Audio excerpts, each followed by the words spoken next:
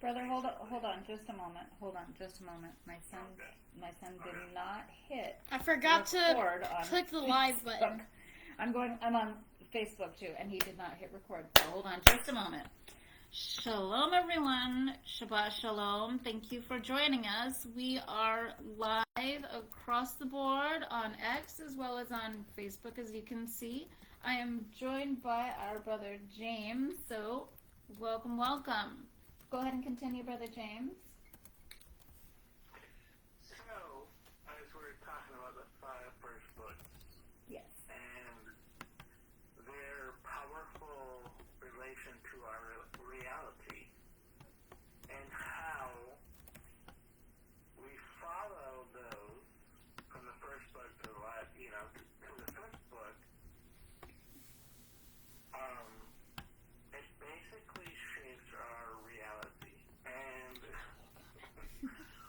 most people don't figure this out, but we are figuring this out now. That, yes, that is amazing. And there's a lot more to it that is in my brain, but it's not coming out yet because it doesn't feel comfortable. well, that's okay. And you know what? Maybe something that we read tonight, because I haven't gotten a chance to listen to Jethro yet. I do have a live recording that I did on Facebook that I downloaded to YouTube, but the sound is like extremely low because my fabulous son decided to. Anything can happen when you have a son. Just There you stop. go. And so, yeah, I wanted to redo this video that we had done with all volumes up and, new guests, because I don't know, when I first started doing YITRO, it was like 4 years ago. I think that's when this was recorded. And, You said YITRO? I'm not sure what YITRO is Jethro. Jethro in Jethro, sheik of Midian. It means Jethro. Yeah, it means He Jethro. was Moses' father-in-law, Zipporah's father, Jethro. Yeah, they don't teach us that as Christians, okay? Yeah, that's why I don't follow Christianity by any stretch. Nope. That's fine, but there's a lot to Christianity most people need to learn.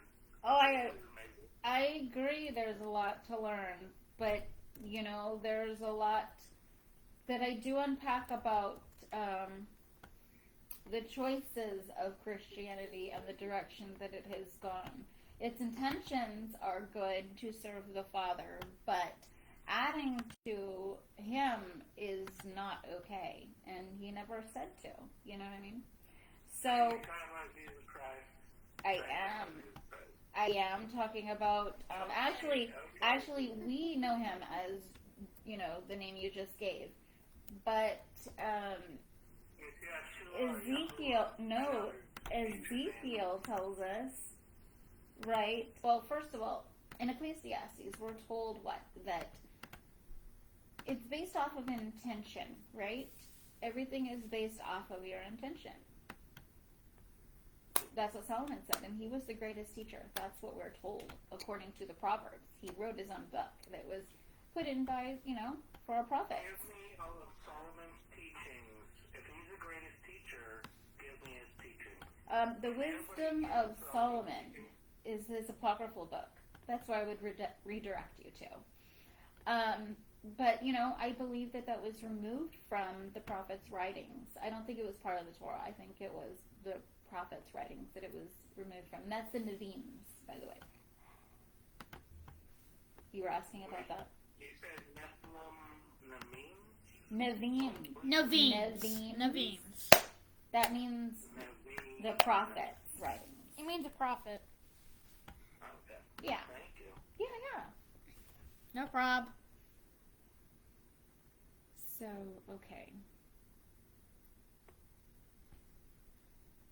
Hold on just a second. Nathaniel, what are you doing? So, I don't know. let's clarify that you are a Jewish woman following the Jewish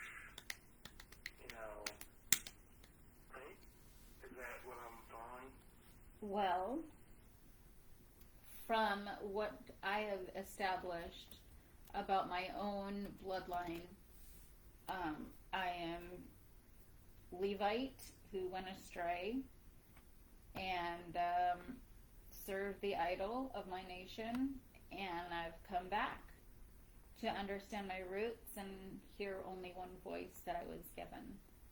You know, that's all we were given. The Levite thing, what was that? I have to know about that. Well, Ancestry.com. My grandmother's sister did our ancestry, and we are directly linked to something called the McCafferty priesthood. And this was started by George Washington. So my family was amongst the Washington family, if not directly descendant. So they were on the ship. They were on the boat. We were all travelers coming to America. So that's from my understanding of what my bloodline tells me. And George Washington, by blood, was royal blood of Scottish Reich, right? He had to relinquish his title to start a new one. And he chose America to do so. But yeah, by birth, they are the Levites. By birth. That's written historically, documented, sealed, and tightened in gold. Literally. That's amazing. I know, right? But you know what? You could be too. Because, listen, in the book of Judges, it tells us that when Nebuchadnezzar took us into captivity, right? This is what we're talking about when we're looking at Daniel's words. No, wait a minute. I have to slow this down. Yeah. That Nebuchadnezzar brought us into Captivity where we are today. Why would Nebuchadnezzar shuttle us into captivity? Because we went astray to worship our nation's gods and do their customs and traditions. Are you sure? Because I did. I was guilty as charged, and every day I literally feel the Father's wrath from what I've done. He hasn't chosen to forgive me yet. I never worshipped anything but God. You never said the name Jesus? You never prayed to... Yeshua, Yahuwah. Never? No, in my beginning, yes. Okay, that's what we're still being judged for. We've not been forgiven yet. According to Isaiah's words, we've not been forgiven yet. That doesn't make any sense. Do we have a temple? We are forgiven. Do we have a temple to be able to have a proper atonement sacrifice? No, we do not. So you can't say that. The temple is your body. I don't know who told you, but where does the Torah tell you that? Because that's not what Yahuwah's doctrine says. You got to look at his ordinances and his statutes and his decrees, his precepts, all that, he says, is made up in his commandments. The temple exists without people, and it's an empty temple. So you cannot have a temple without people, and you cannot have people without... Exactly. So you can't be forgiven until that temple is restored. As who says it's going to happen? Ezekiel. Ezekiel talks about that temple being built. But you know what? There are things that have to happen.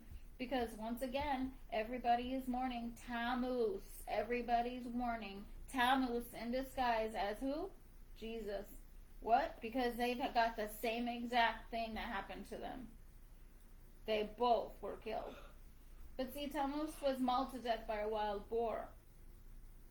But Isus, the Galatians' god, when you research this, he was the Lord of Tyrannus, the people's god. That's what they called him. Are you talking about the Phoenicians or the Phoenicians? Phoenicians, both. We're looking at both because we speak the Phoenicians' language. It's English. Phonetic or alphabet is based off of the Babylonian system. The normal language that we used to speak long ago. Yes, exactly. Yes, I understand that. So we are in the land that they spoke it in, if you're in America. Yeah, and all of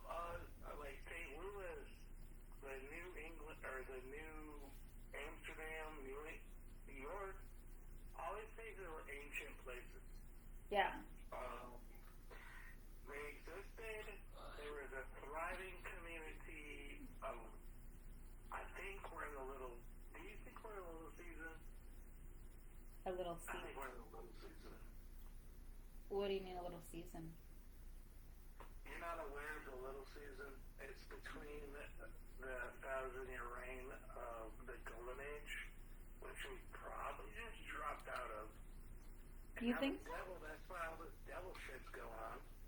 Wait, we haven't even entered the Golden Age yet. That's the final age. We're still in the age of Aquarius.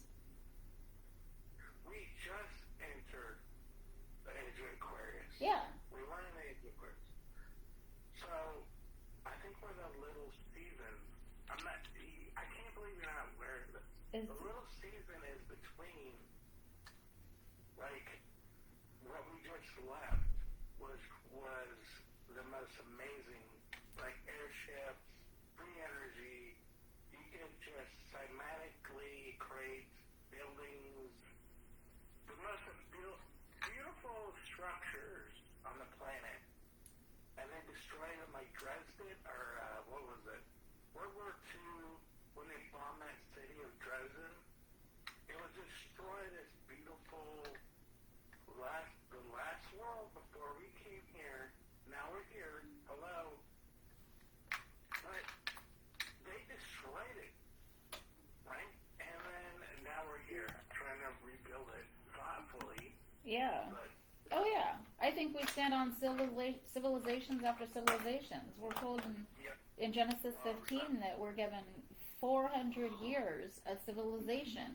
Well, how many 400 years have passed before Yahuwah was like, okay, now I want to bring, now I want these dragons to be, awakened, as Ezekiel puts it, that I believe that the fifth generation, if you're following the Torah, was Joshua's generation, and we just actually hit 401 years now, because in April, actually, it will be even the new year of the Hebrew calendar as well, if you're going lunar. So that's interesting. I didn't even think of that. So 1 year later, and we know this because of the solar eclipse that happened, it was the lunar. 2024. Was it the lunar eclipse? The lunar eclipse that happened. Solar eclipse, I think. No, it wasn't a solar eclipse. Anyway, it happened once every 400 years. And so that was the marker that the Father showed me. Hey, wake up. Your generation is the fifth generation. And I'm bringing you out. We're going to have another Exodus. Egypt is going to be able to be destroyed again. And, Babylon is well within those realms. So that's what we're walking into. I think we're more like either Babylon, not even Babylon, but we're more Roman collapse. Well, yeah, but Romans come from the Babylonian system. They literally, the word Bible itself, when you comes look from at the it, town of Byblos. comes from the Mediterranean town of Byblos, as my son told you. Crazy. You know what I mean? So we've been so indoctrinated and whitewashed, it's unbelievable. And they've tried to erase Israel and make them vanish off the map. But see, what's going to happen is they're going to make the nation of Israel vanish off the map, while those who are scattered to the west will be saved. Israel is doing a greater Israeli project. Basically going to bomb everybody until they get to Ukraine, right? They probably already made a deal with Russia and... All I know from what you're talking about is in Thessalonians, I believe it's 2 Thessalonians, and I hate that book with passion. I hate the New Testament. I just, every time I go to read it, I want to throw my physical. Don't you mean you want to vomit? But no, stop it, Nate. They said it was like 400 years. How many people? It was like 72. Septuagint. Let's just go back to the Septuagint. Well, I've never gotten into the Septuagint. I'm literally Torah and the prophets' writings. Yeah, no. I stay. Jehovah says Don't go their customs and their traditions. Well, who created the Septuagint? Who created the Bible? You know what I mean? Like, Who made Biblos too? Right, 72 books. Do you know what that means? So they would go, okay, and gathered up 72 Jews from, and they brought them and said, hey, put them all separate buildings, and we're going to write a book. Wrote 72 the Septuagint. It's so amazing. Everybody's like trying to push it off. I've not. We're just putting it in Greek. No, it was a whole thing. I don't know. I don't know enough about the Septuagint to go and venture down to it to speak to it. You know what I mean? I literally just know what I know, and that's where I stand my ground as far as where ventured out to with that. But I mean, do you believe that we are scattered? We are literally scattered Israel here in the West.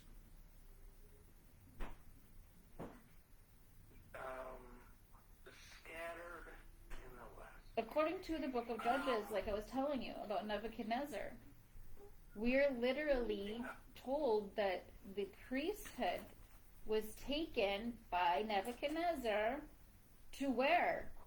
That part's not like they don't tell you that. Daniel reveals it when he talks about the eagles being ascending, and that gives you a dead giveaway of who's who.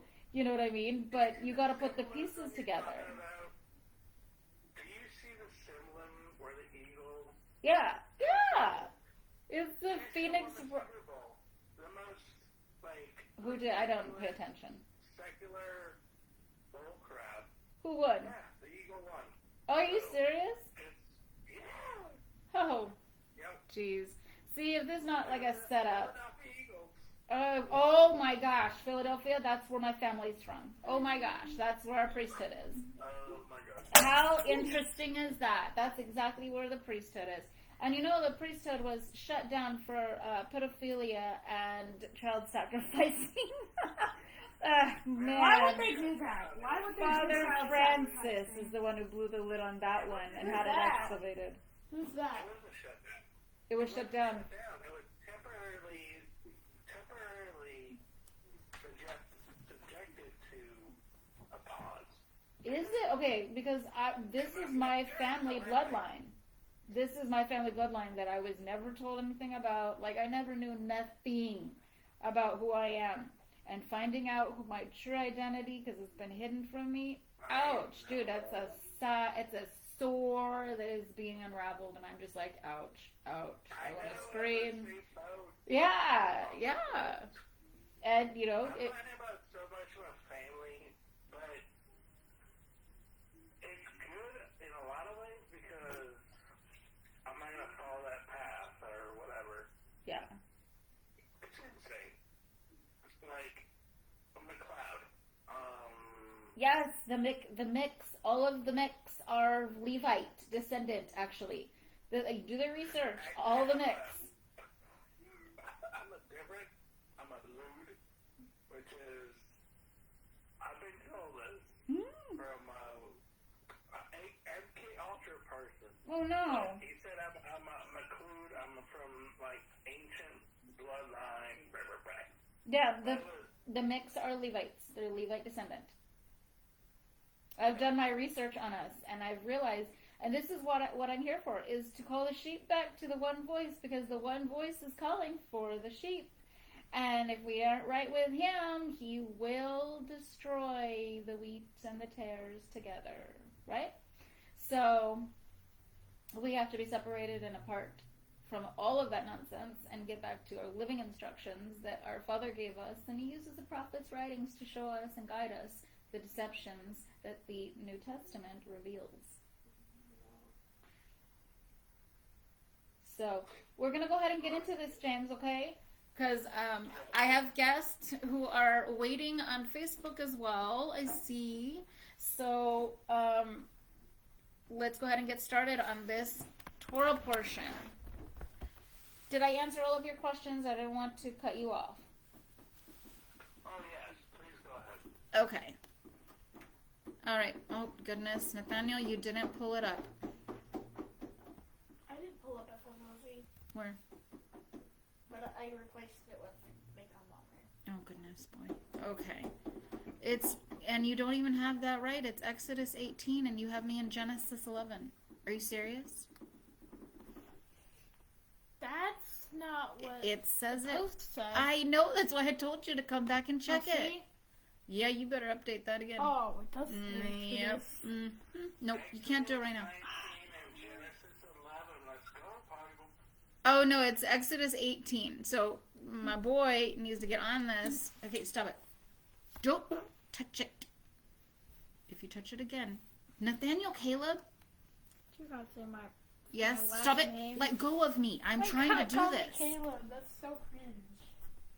That's a cringe factor. Well, it's your name. And I just sat on a fly swatter. Okay, Exodus. Sorry about this. Oh my goodness. I thought this boy had this up and rolling. Oofy oof oof. But anything can happen. When you have a booger. Whoop, kid. that's an alarm. Dismiss. Okay. You sound like an alarm. I sound like an alarm? What is it playing Nintendo? I mean, come on, bro. He plays Nintendo. I actually, Come on, let's go. Yep. Exodus 18. Alright? it's not me. No, Nate. We're not doing Nintendo. Get over here right now. Get up. Get up right now. Just because people can't see don't mean I'm not watching. Get over here and sit down now.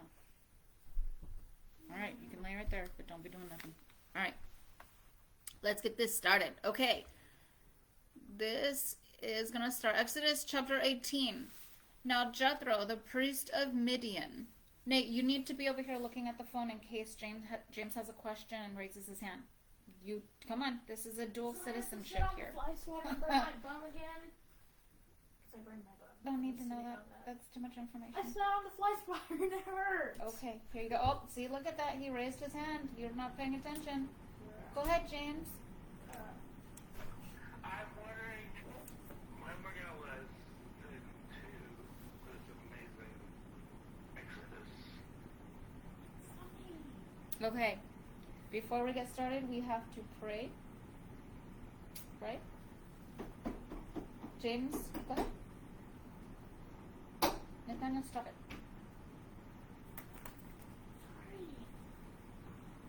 Yeah, go ahead, James.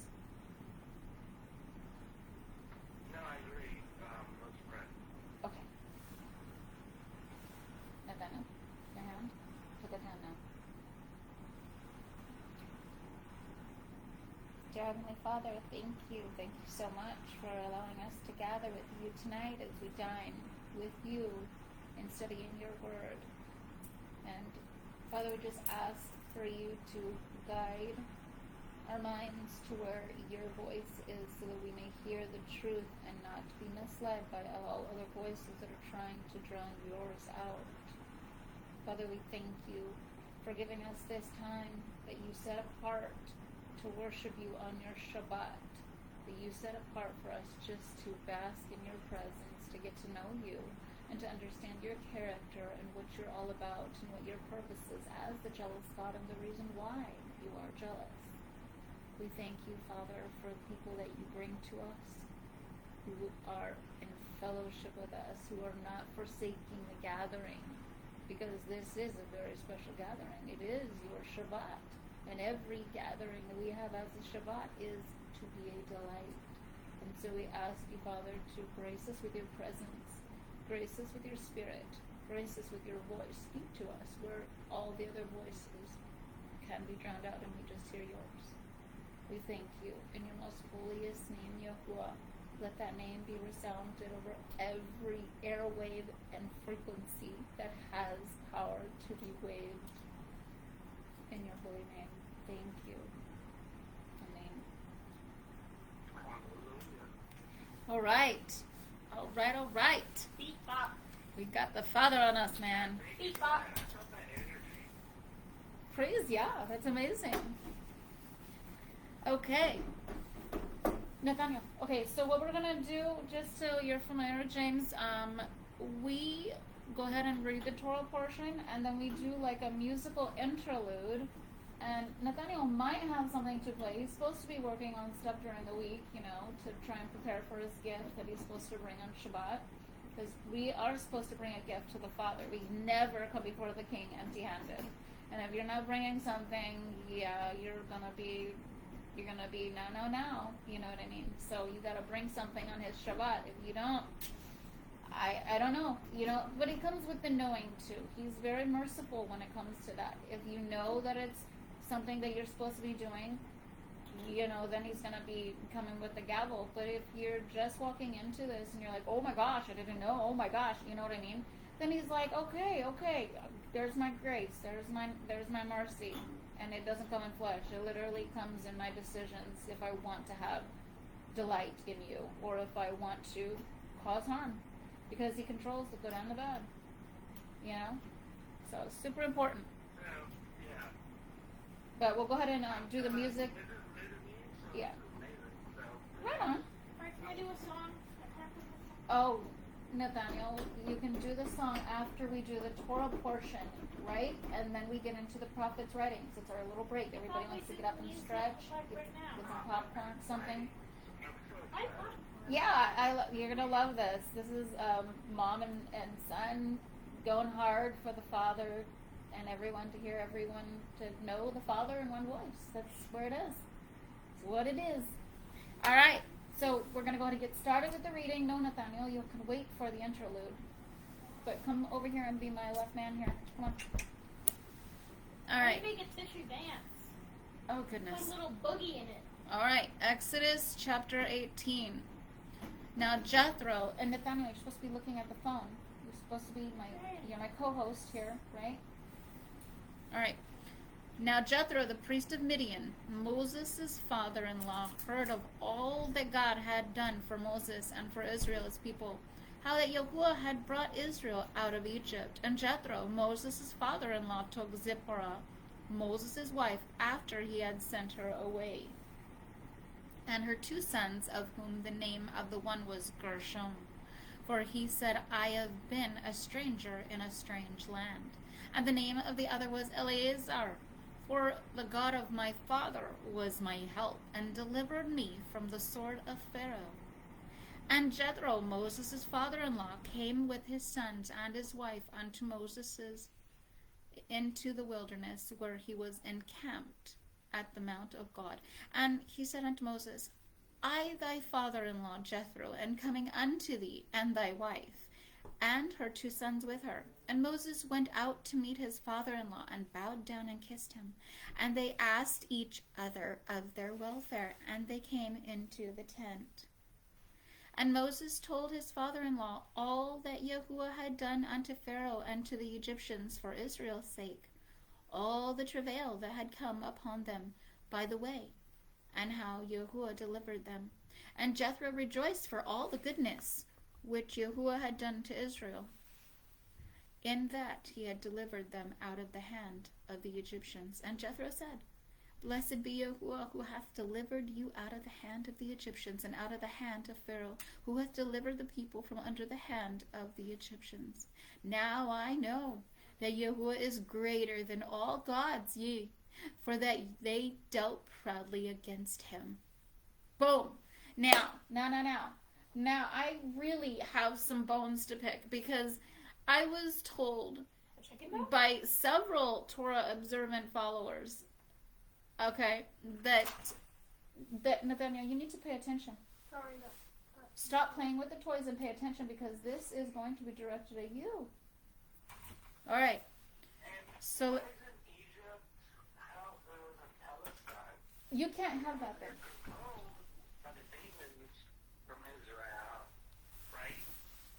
What's that? I'm sorry? I said, why doesn't the people from Palestine be protected from the people from Egypt?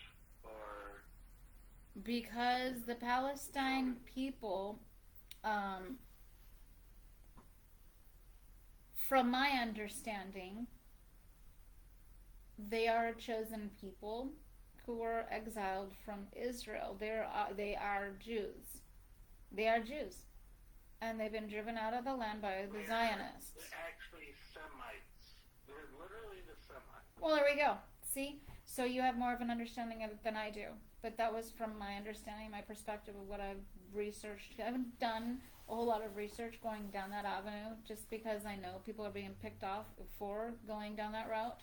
So I dare not venture that way. I stick truly to the Torah and to the prophets' writings, as the Father has called me to do. But what I wanted to say here was there are several brothers that said that there was no mention of entities that were coming against the Father. And I need this recorded. I have to have this in stone writing because that is documented here. I'm not going to mention any names of these brothers because that's foul. And I love my brothers and my sisters, and I'm not trying to bring discord in any manner. Just, I'm trying to bring awareness of truth. What does Discord mean? Divide. Oh, I thought it meant the app Discord. No. Okay. So it says right here, and I just read it, in Exodus 18, and maybe this is why the Father chose me to do this at this time, that there were entities. There are entities. There are other gods. It says other gods right here. Unless I'm not seeing this translated right in Hebrew, forgive me because I don't speak it, but I'm reading it next to the Hebrew, which is translated from it, from my brother Shaul's website. So, and he's a 20-year scholar, so that's documented as well. But the more and more I started digging into this, it literally does tell us that there are entities that turned against the Father, and they are trying to dissolve him. So, and this is in the Torah. This is in the Torah. This is not no prophets' writings, because there are people who are just Torah observant that want to sit here and condemn. And I'm like, no, you want to cast your Jesus stone or your whatever stone you've got? No. I'll stand on it. I'll stand on it, and I'll show you right now in Exodus 18. Boom, right there. We just read it. And you're going to get your Isu stone thrown right at you. It's not them that do it. It's the Torah observant only. Not who is going to throw it at you. You are on it. So yes, we, as believers in God, and with God, Yep. for God, we didn't just float upon the wind and because the wind was created, everything was created. It's ridiculous for anybody to think this was not created. Right. So those stupid people dismiss. Now, those who created this from the beginning to the end, Omega and Alpha, are teaching us to live, to be part of this thing. Who knows what it means, whatever, but we live a life. We live one life, and our souls are definitely part of it. Like, our souls are recycled. I think about that, too. I think it's true. It's definitely true. Because I'm not, like, first generation through this cycle of bullshit, where I get born, I learn through a school, learn some bullcrap, work a job, maybe make some children, and then those children are just indoctrinated in this endless cycle, right? Mm-hmm. No. We're going to change that. Yep. Because it's too much, it's enough. We get it. You have this power, this baseline where they are able to control humanity in this way we don't understand yet. Well, it's a honeycomb matrix. Yes, it's the thanks to the Matrix being made and the Netflix series. I freaking love it. The 100. I don't know if you've seen that, the City of Lights, but oh my gosh, it's a story in the same one. Yeah, but the Matrix on Netflix got deleted. They deleted it. Well, because people are waking up at president levels. But yeah, no, James, you're right. And I truly believe you. So your last name is McLeod? Is that what it is? Yep. See? So you are of Levite descent, and I've just revealed that to you. So you didn't know that. And this is what I'm supposed to be doing, is show the sheep, hey, guess what? You're a Levite. Guess what? Guess what? So getting back to all of that, we are held responsible for the sins of humanity. Do you realize that? That's what Numbers 18 tells us when you read it in context. It tells you this is who fulfills Isaiah 53. And in Isaiah 53, when you look at this, it's Uriah and Jeremiah and Isaiah, who literally gave their lives. They suffered so much so for the Father, right? As only begotten children, as Jacob, as Israel. That's what this whole thing is about. And everybody's like, oh, it's this one guy who has to die and save us from our sin. And I have to mock it because it's a ridiculous, sad, subby story that only those who have not researched who this character really is can see. You know? You had Literally. said That was Jeremiah, who had his beard plucked out and was led to the slaughter like a lamb, right? Like this Jesus character says that he was. And then what else is he? Oh, his beard was plucked out, and he was beaten and bruised and pierced. I'm gonna interject here. Go ahead. Listen. So what you've been talking about, like the narrative of Jesus Christ. Yep. Yeah, maybe it was not what it was. I think it was what it was, but it's so insane to think they were able to orchestrate Jesus and all this stuff. But they knew what the prophets' writings say.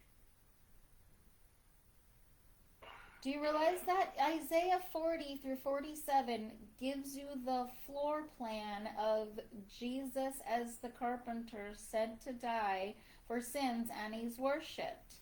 And he has the blacksmith come and chisel it out so it doesn't, and fasten it down so it doesn't topple over. So I'm going to have to clarify with you.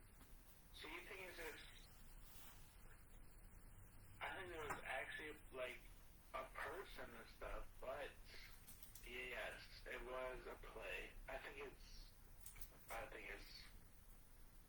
we've always been pushing a play in front of us. Yes, and guess what? Revelations, they're literally walking out Second Thessalonians, where they say, oh, and peace and security and sudden destruction, because they're going to bring the destruction. That's why I don't follow the Bible, because they're literally, it's a floor plan to deceive the nations, to follow this sad, soppy story, so that the scattered Israel can be removed off the map. But see, the Father has a plan. He has a remnant that rises out of all of that. Did the Hegelian dialectic start with the Hegelians, or did it start earlier?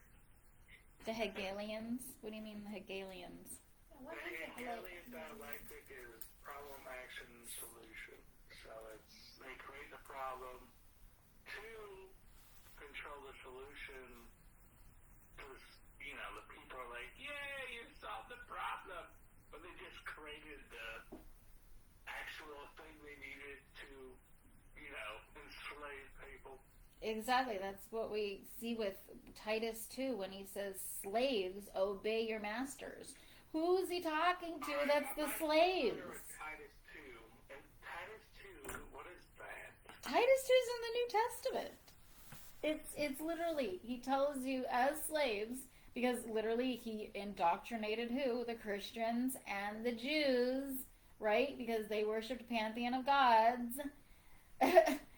And they took their Jesus character, and Made which, it by the way, reality. Marcion of Synopes created Jesus, by the way. And then they made it a reality. Yeah. And Yahuwah actually says that anybody who's hung from a tree or a cross will be, or It's an abomination to the Father. it's an abomination, and that person will be cut off from his people. Exactly. Out of the mouth of babes speaks the rivers of life. Read Absolutely. it. Read it, and you'll see what I mean. made now. Oh my god. What's that? I said, could you imagine all the creations, all the abominations? Mm-hmm. Because they have free range right now.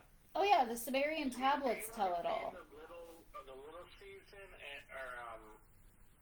I think we got out of the 1,000-year reign. 1,000-year beautiful free energy.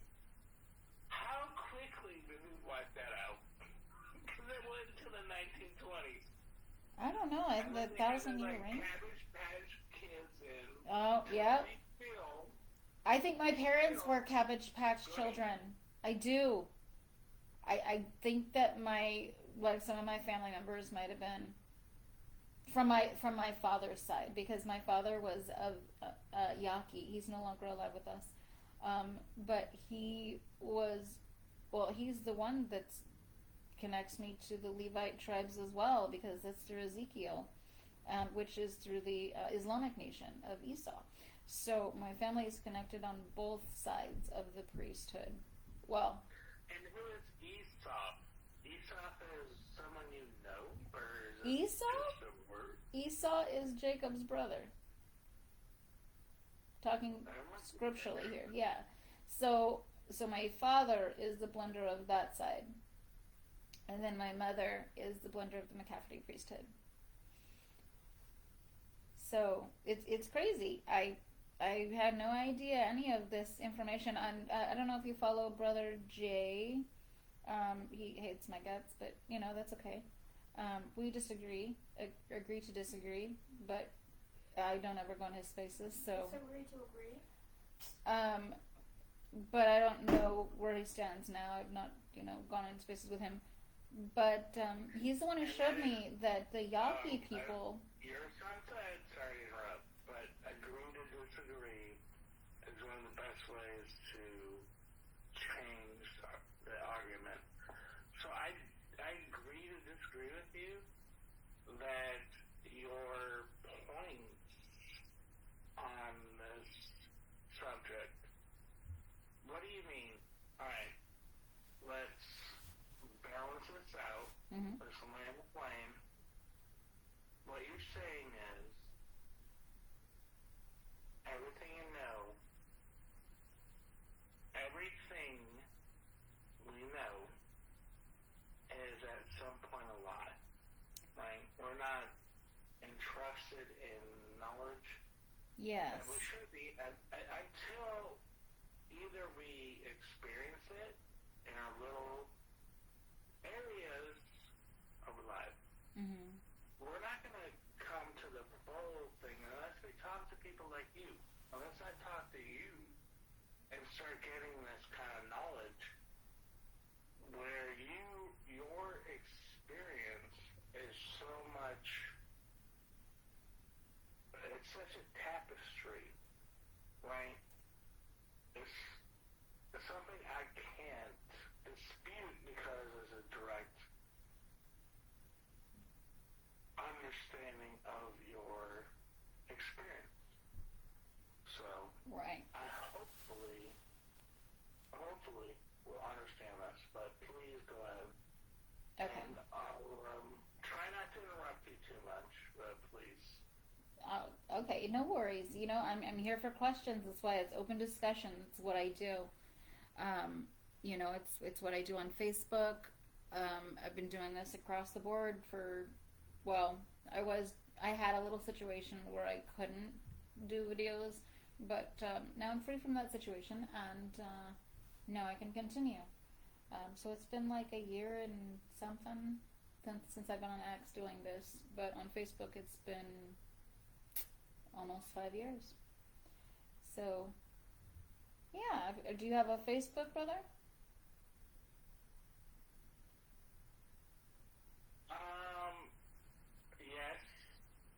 Okay. I don't use it much, but yes, I do. I use it because that's where the Father has placed me, and where He brought about something that I can never deny. Nor another brother that's on here as well, which is funny because he's completely Torah observant and doesn't believe in the prophets, but now has no choice but to, because he was part of something that was so divine and spectacular. It's funny how Yahuwah confounds those who think they know something and they really don't. But yes, I do have the knowledge from the Father. I've been shown because he brought a flood of people from something that I had posted about the night before it happened, and I had a brother witness it. So Yahuwah says where two or more are gathered, there he is in the midst, and he confounds a word, and a truth can be stated on it. So that's kind of where I am with this. But I'm going to go ahead and continue reading here. Because there's a lot to get into this. My last video was I think an hour and 26 minutes. All of them are very long. Where two or more are gathered, I am there. Yep. And so he is. He dines with us on his Shabbat when we are faithful to keep it.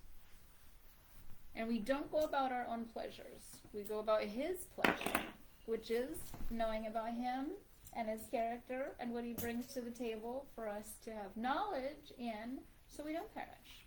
He gives us that grace and mercy. We just got to take it. All right.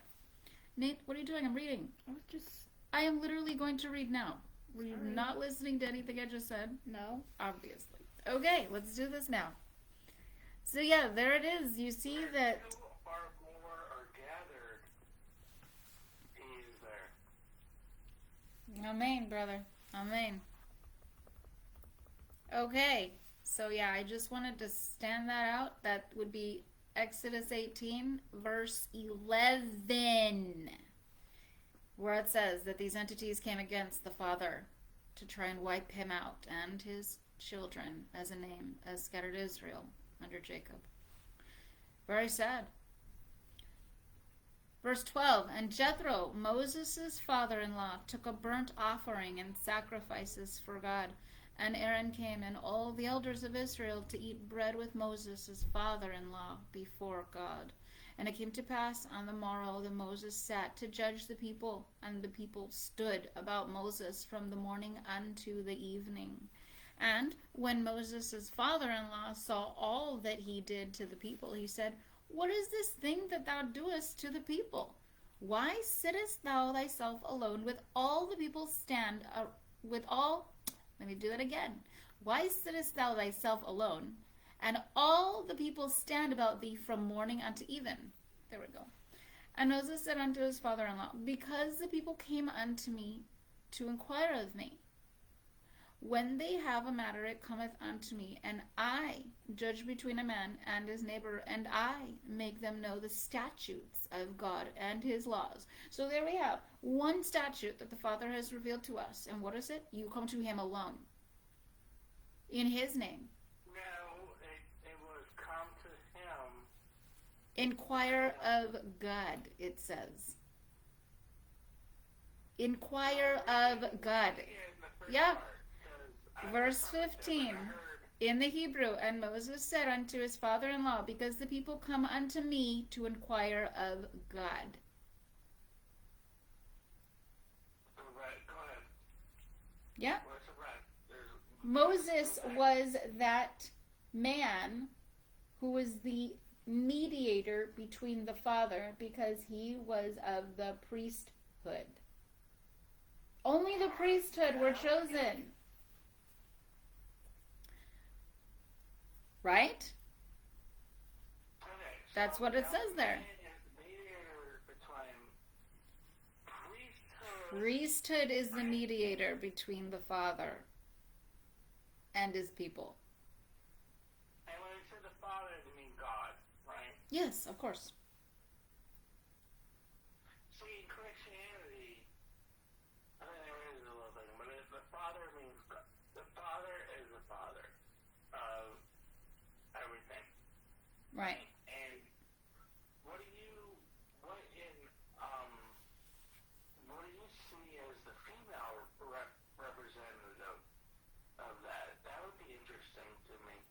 Yes, I do believe that Yahuwah has his own Trinity as us. So, when we are told in the beginning, Genesis 1 and 1:26 through 27, just to give you some context, that we were made in the image of them as male and female. So this is describing genitalia as the Father and whomever is with him in the creations. And when you look at Proverbs 3 and Proverbs 8, as well as the apocryphal book of the Wisdom of Solomon, chapters 1 and chapters 9, we're told very clearly that that was wisdom as a spirit, just like the Father, who is a spirit, was with him in the beginning of the foundations of the creations of the earth. Not no Jesus character. And we are what? Jacob as Israel, as their children, as his child, it says specifically. She's not mentioned very much, and women are not frequently mentioned about in scripture. When you're reading about the living instructions, it's more the men, because the men are the leaders. You have, of course, Deborah and Jael, who are mass warriors in leading people, but for the most part, when it comes to women should be more. This is just my thought, because we're made of the clay, right? Yeah. Both sides. A woman spit into the earth, and we were created, right? Basically, that is a very simplification of our understanding of creation. So, as you were saying, like, men have definitely a dominant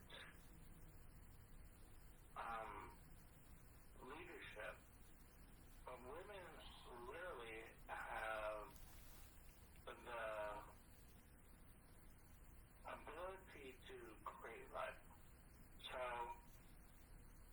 if men don't respect that to the point of understanding, like it used to be a more matriarchal, but I mean, do you like to live under a patriarchal society or matriarchal society, or a blend of both? Because I think, in my understanding, right, Mm-hmm. both have negative and positive. But I think a matriarchal society with those women who are not devoid of humanity, or not, I don't know how to explain this, but there's certain women, if their upbringing is being tortured, and so if there was like a loving, actual mother entity Mm-hmm. at the head of a matriarchal, we're good. But no, it's always going to be a controlled person, right? Mm-hmm. That's what I see. Well, You understand what I'm saying? yeah, but I think all right, you're matriarchal. You're talking matrimony. No, I'm confused. leadership. Oh, meters. Oh, I'm bipartisan. I don't really care. Totally bipartisan on it all. It's just each one offers a different experience. Yeah. And we've experienced that. One, like Germany had this woman for a long time, and she just destroyed Germany. Like, there's no German anymore. They've lost their identity and everything. I don't know if they get it back. We'll see. Wait, there's a And they're woman? terrible people. Everybody hates Germany because of, like, 1940s. No. Those were some of the most amazing, brilliant people on the planet. Well, you said this was because of a woman? No. Oh, okay. No. I'm saying this is because of the, I don't know what to call it, the controlling entity. Like, can you do anything without, like, some government shit going on around you? I mean, we all have, like, We're in captivity. We're literally, we are all little Josephs in captivity, and guess what's gonna happen? Yahuwah is gonna redeem that. He's gonna bring us an exodus. oh my god. And when you say redeem that, what do you mean? How am I going to redeem this? Well, Yahuwah says that he's going to plunder us when we realize that we left him and served a nation's idol instead of him alone.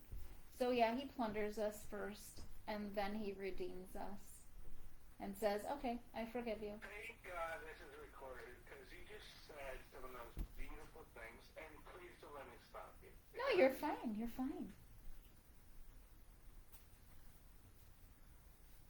Go right ahead, James. You have the floor. I didn't need the floor, you need the floor. I'm being a dumbass. Oh. I appreciate you so much right now. This is amazing. I've never talked to someone like this before, so. Wow, what a treat. Well, it is a pleasure. You definitely have a amazing personality as well. So thank you for joining my space. I truly appreciate it. And the Father appreciates it too. You're literally getting His words. These are not my words. These are literally the words that He gives to me when I meditate on His word day and night. And His word is our living instructions. That's what He said.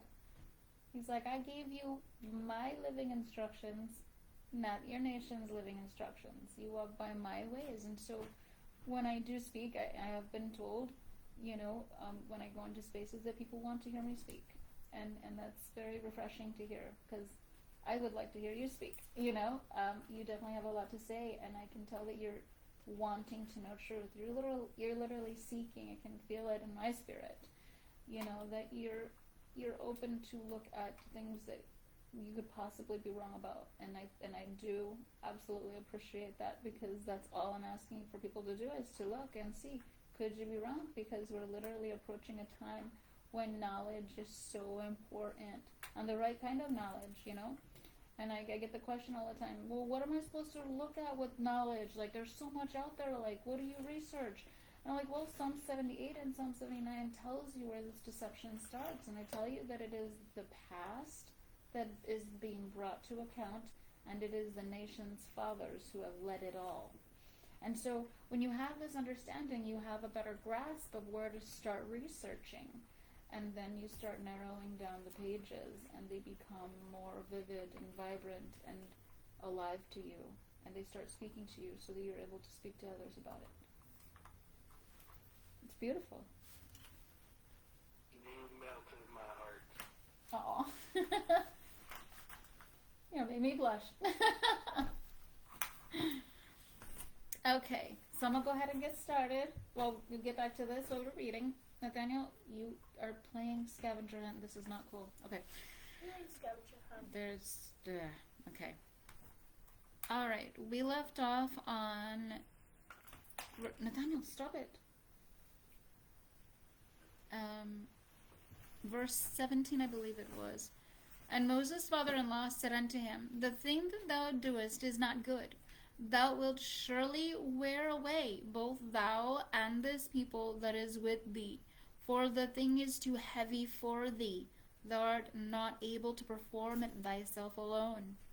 Hearken now unto my voice. I will give thee counsel, and God be with thee. Be thou for the people before God, and bring thou the causes unto God. And Thou shalt teach them the statutes and the laws, and shalt show them the way wherein they must walk, and the work that they must do. Moreover, thou shalt provide out of all the people able men, such as fear God, men of truth, hating unjust gain, and place such over them to be rulers of thousands and rulers of hundreds, rulers of 50s and rulers of 10s. And let them judge the people at all seasons, and it shall be that every great matter they shall bring unto thee, but every small matter they shall judge themselves, so shall they make it easier for thee and bear the burden with thee. If thou shalt do this thing, and God command thee so, then thou shalt be able to endure, and all this people shall go to their place in peace. So Moses hearkened to the voice of his father-in-law, and did all that he had said. And Moses chose able men out of Israel, and made them heads over the people, rulers of thousands, rulers of hundreds, rulers of 50s, and rulers of 10s. They judged the people at all seasons. The hard causes they brought unto Moses, but every small matter they judged themselves. And Moses let his father-in-law depart, and he went his way into his own land. Wow, I didn't see that coming. Good job, bud. I mean, we weren't supposed to see that coming. Okay. Would you read the next one then? And the 3rd month after the children of Israel were gone forth out of the land of Egypt,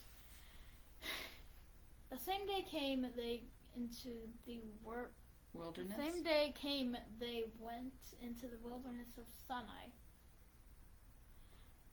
And when they were departed from Rephidim, and were come to the wilderness of Sinai, they encamped in the wilderness, and there Israel encamped before the mount. And Moses went up unto Yahuwah, and Yahuwah called unto him out of the mountain, saying, Thus shalt... Hold on, let me do a good voice. Thus shalt thou say to the house of Jacob, and tell the children of Israel, Ye have seen what I did unto the Egyptians, and how I bore you on eagle's wings, and brought you unto myself. Oh, boom. Now therefore... Hold on. Okay, Brother James, we were talking about this. Bore on eagle's wings. Remember we were talking about the eagle's wings that are established in the book of Daniel. Here we see them being established again, as this is a repeat, on the wings of eagles once again. Now So, Does that represent the Romans? I mean, yes, what do you... Yeah. the plumed serpent. And didn't you know, America, before it was called America, was America. Amar, It was Uka, America. which means land of the plumed serpent. America. So, America. yeah, we're in territory that is not our own, and this is what the Torah tells us, is that we're in a land not our own, and we act as sojourners, because this is not where we are to be dwelling. We were taken here to be in captivity. Now, have we gone back to the land that is promised to us, and it's been inhabited once again as a Joshua Isn't it called the comes Promised Land? as a Joshua comes into the land to what? To slay them once again. So, and military, an army of Yahuwah's is rising up. I don't know who they are, but they do. And nobody knows, but they know. And so when they rise, they will come like a thief in the night. They will destroy those who are not serving the Father of the one voice. So this is super, super, super important. Super important that we get back to living instructions that were given to us as we were told to follow before we ventured into the land. But we have giants to slay first because they've inhabited. And this is the remnant that rises up, and the Father picks them. So, you want to be amongst those ones. And I think you are. So, Nathaniel, do you want to go ahead and keep reading? I just had to point that out. Well, I gotta sneeze, I think. Okay, sneeze or baby. That was fake. Okay. You little faker. All right. You're a faker. We'll go ahead and keep reading. I will go ahead and finish since I think Nathaniel's going to retire. All right. So it's okay. Nathaniel. Enough. All right. Where do we leave off at? 5. No, we did not. Yeah, we did. Go off of 5. I see where it is. Okay. We did 4. Okay, well, I need to see the whole thing. Okay, I got it.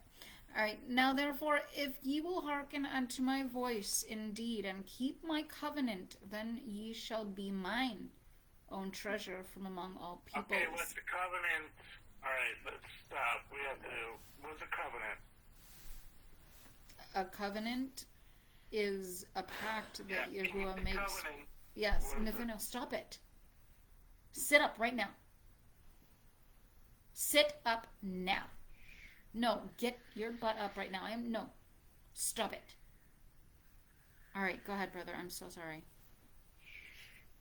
No, I just said, when you're speaking, what's the covenant that we're keeping? What's the covenant? The covenant we're keeping? Well, As you're this reading, one you is say keep the covenant. this one What's is the covenant? broken. But the one that the Father made with us was between a son and a father, as Jacob is Israel, and this is what King David demonstrates. So this covenant right here is a marriage covenant that Yahuwah makes with us that we break. The one that's being spoken about right now. Let me see, is that right? Yeah, because this is when they go in to gather all the people and they're getting ready to exit Egypt. Yeah. So, very, very important information that you just mentioned, because that's when this was all built. And Moses came and called for the elders of the people and set before them all these words which you have Nate, you commanded skipped verse 6, dude. them. Bruh. Yeah, please stop. You need to stop. Stop trying to take the lead like that. You need to ask Mom, can I read? Don't just like butt in, because that's extremely I'm trying rude. to surprise you. Nope, doesn't work this way. That's the wrong kind of situation. Bruh. Re-examine that thought. Bruh. Love you. Okay. Bruh. Verse 6. And ye shall be unto me a kingdom of priests. See what you left out? And a holy nation. These are the words which thou shalt speak unto the children of Israel. So there we go. There's our identity right there revealed to us. And what we are. How do you make a tissue dance? Nathaniel, stop. Verse 7. And Moses came and called for the elders of the people and set before them all these words which Yahuwah commanded them. And all the people answered together and said, all that Yahuwah hath spoken we will do. And Moses reported the words of the people unto Yahuwah. And Yahuwah said unto Moses, Lo, I come unto thee in a thick cloud, that the people may hear when I speak with thee, and may also believe thee forever. And Moses told the words of the people unto the Father, Yahuwah. And Yahuwah said unto Moses, Go unto the people, and sanctify them today and tomorrow, and let them wash their garments, and be ready again against the third day. For the third day Yahuwah will come down in the sight of all the people upon Mount Sinai. And thou shalt set bounds unto the people round about, saying, Take heed to yourselves. Let me push this down. That ye go not up into the mount, or touch the border of it. Whosoever toucheth the mount shall be surely put to death. No hand shall touch him, but he shall surely be stoned, or shot through. Whether it be beast or man, it shall not live. When the ram's horn soundeth long, they shall come up to the mount. And Moses went down from the mount. And Mount Sinai? That we're talking about. Yep, Mount Sinai. Yep, that's correct. And Moses went down from the mount unto the people, and sanctified the people, and they washed their garments. And he said unto the people, oh, we just read that. Nope, we're reading it again. Be ready against the third day. Come not near a woman. And it came to pass on the third day, when it was morning, that there were thunders and lightnings, and a thick cloud upon the mount, and the voice of a horn exceeding loud. And all the people that were in the camp trembled. And Moses brought forth the people out of the camp to meet God. And they stood at the nether part of the mount. Now Mount Sinai was altogether on smoke. Now, I have to back this up because the Father was just pointing this out. The nether part of the mount, nether. When I think of nether, I'm thinking of the nether world, because it's mentioned here in the Hebrew text. Isn't the nether just heck? Nether, like nether world, would be the underworld, like Sheol. Like how the nether is in Minecraft? And isn't that interesting that there's an opening like this on Sinai? I'm not sure many people have caught that, but I just did. I don't know if it's a connection to that. It just says nether, so I just wanted to point that out. Maybe it's the nether portal from Minecraft. Oh, really? Okay. Sorry, I had to include a Minecraft reference in there. But it is a good point to make, because literally that it says stood, and they stood at the nether part of the mountain. Now Mount Sinai was altogether on smoke, because Yahuwah descended upon it in fire. And the smoke thereof ascended as the smoke of a furnace, and the whole mount quaked greatly. I just have to bring some clarification here, because I saw a Facebook post earlier today, and I kind of chuckled, because they're like, that's it! Yahuwah's a dragon! He's a dragon! I'm like, Actually, it's reversed. He says he's a spirit, so, and I'm like, and so you're made in the image of a dragon? And he's like, wait a minute, I have to rethink that thought. That's not a... Baal is the dragon here. Oh, it Because was his name's funny Dagon. though. That was funny though, because, I mean, I don't usually comment on people, sometimes I comment on people's posts, but... Dagon's the dragon. But it was funny, because I was like, no, we're not made in the image of that. Remember, the Father says we're made in the image of Him, of male and female. I mean, could that mean that he's a dragon? I don't know. Could his spirit be a dragon? I mean, look at Dragonheart. Dragonheart, not Braveheart. Dragonheart. What's that? It's a movie. I'm not gonna watch that. No, I mean, he turns into a spirit after he ascends, so I don't know. Dies? Well, in that movie, he does die. The dragon does die. But, anyways, getting back to this, I thought that was pretty funny. That was not funny at all. And Moses went down from the mount unto the people, and sanctified the people, and they washed their garments. Wait, just read that. Sorry, we're on verse 18. Now Mount Sinai was altogether on smoke, because Yahuwah descended upon it in fire, and the smoke thereof ascended as the smoke of a furnace. And the whole mount quaked greatly. And when the voice of the horn waxed louder and louder, Moses spoke, and God answered him by a voice. Oh, see? No image. A voice. Coming from the burning bush. A voice. And Yahuwah came down upon Mount Sinai to the top of the mount, and Yahuwah called Moses to the top of the mount, and Moses went up. And Yahuwah said unto Moses, Go down, charge the people, lest they break through unto Yahuwah to gaze, and many of them perish. And let the priests also that come near to Yahuwah sanctify themselves, lest Yahuwah break forth upon them. And Moses said unto Yahuwah, The people cannot come up to Mount Sinai, for thou didst charge us, saying, Set bounds about the mount, and sanctify it. And Yahuwah said unto him, Go get thee down, and thou shalt come up, thou and Aaron with thee. But let not the priests and the people break through to come up unto Yahuwah, lest he break forth upon them. So Moses went down unto the people and told them. Chapter 20. 20. The last one of Exodus. This is such a good one. And God spoke all these words, saying, I am Yahuwah thy God, who brought thee out of the land of Egypt, out of the house of bondage. Thou shalt have no other gods before me.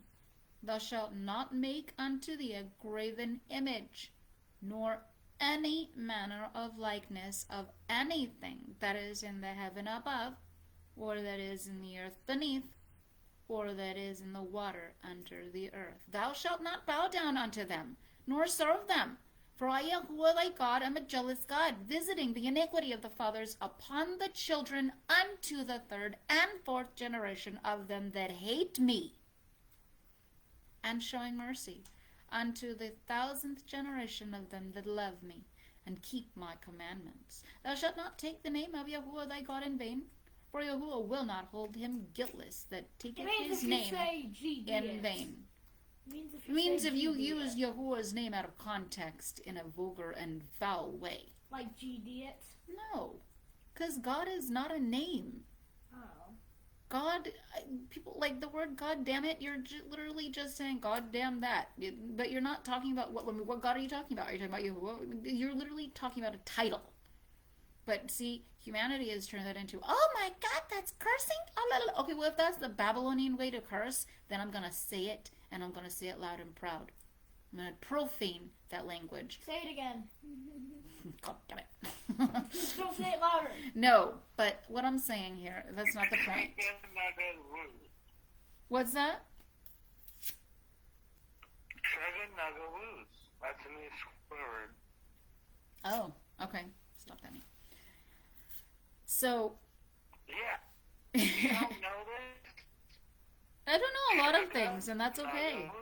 I don't. Yeah, I didn't know that.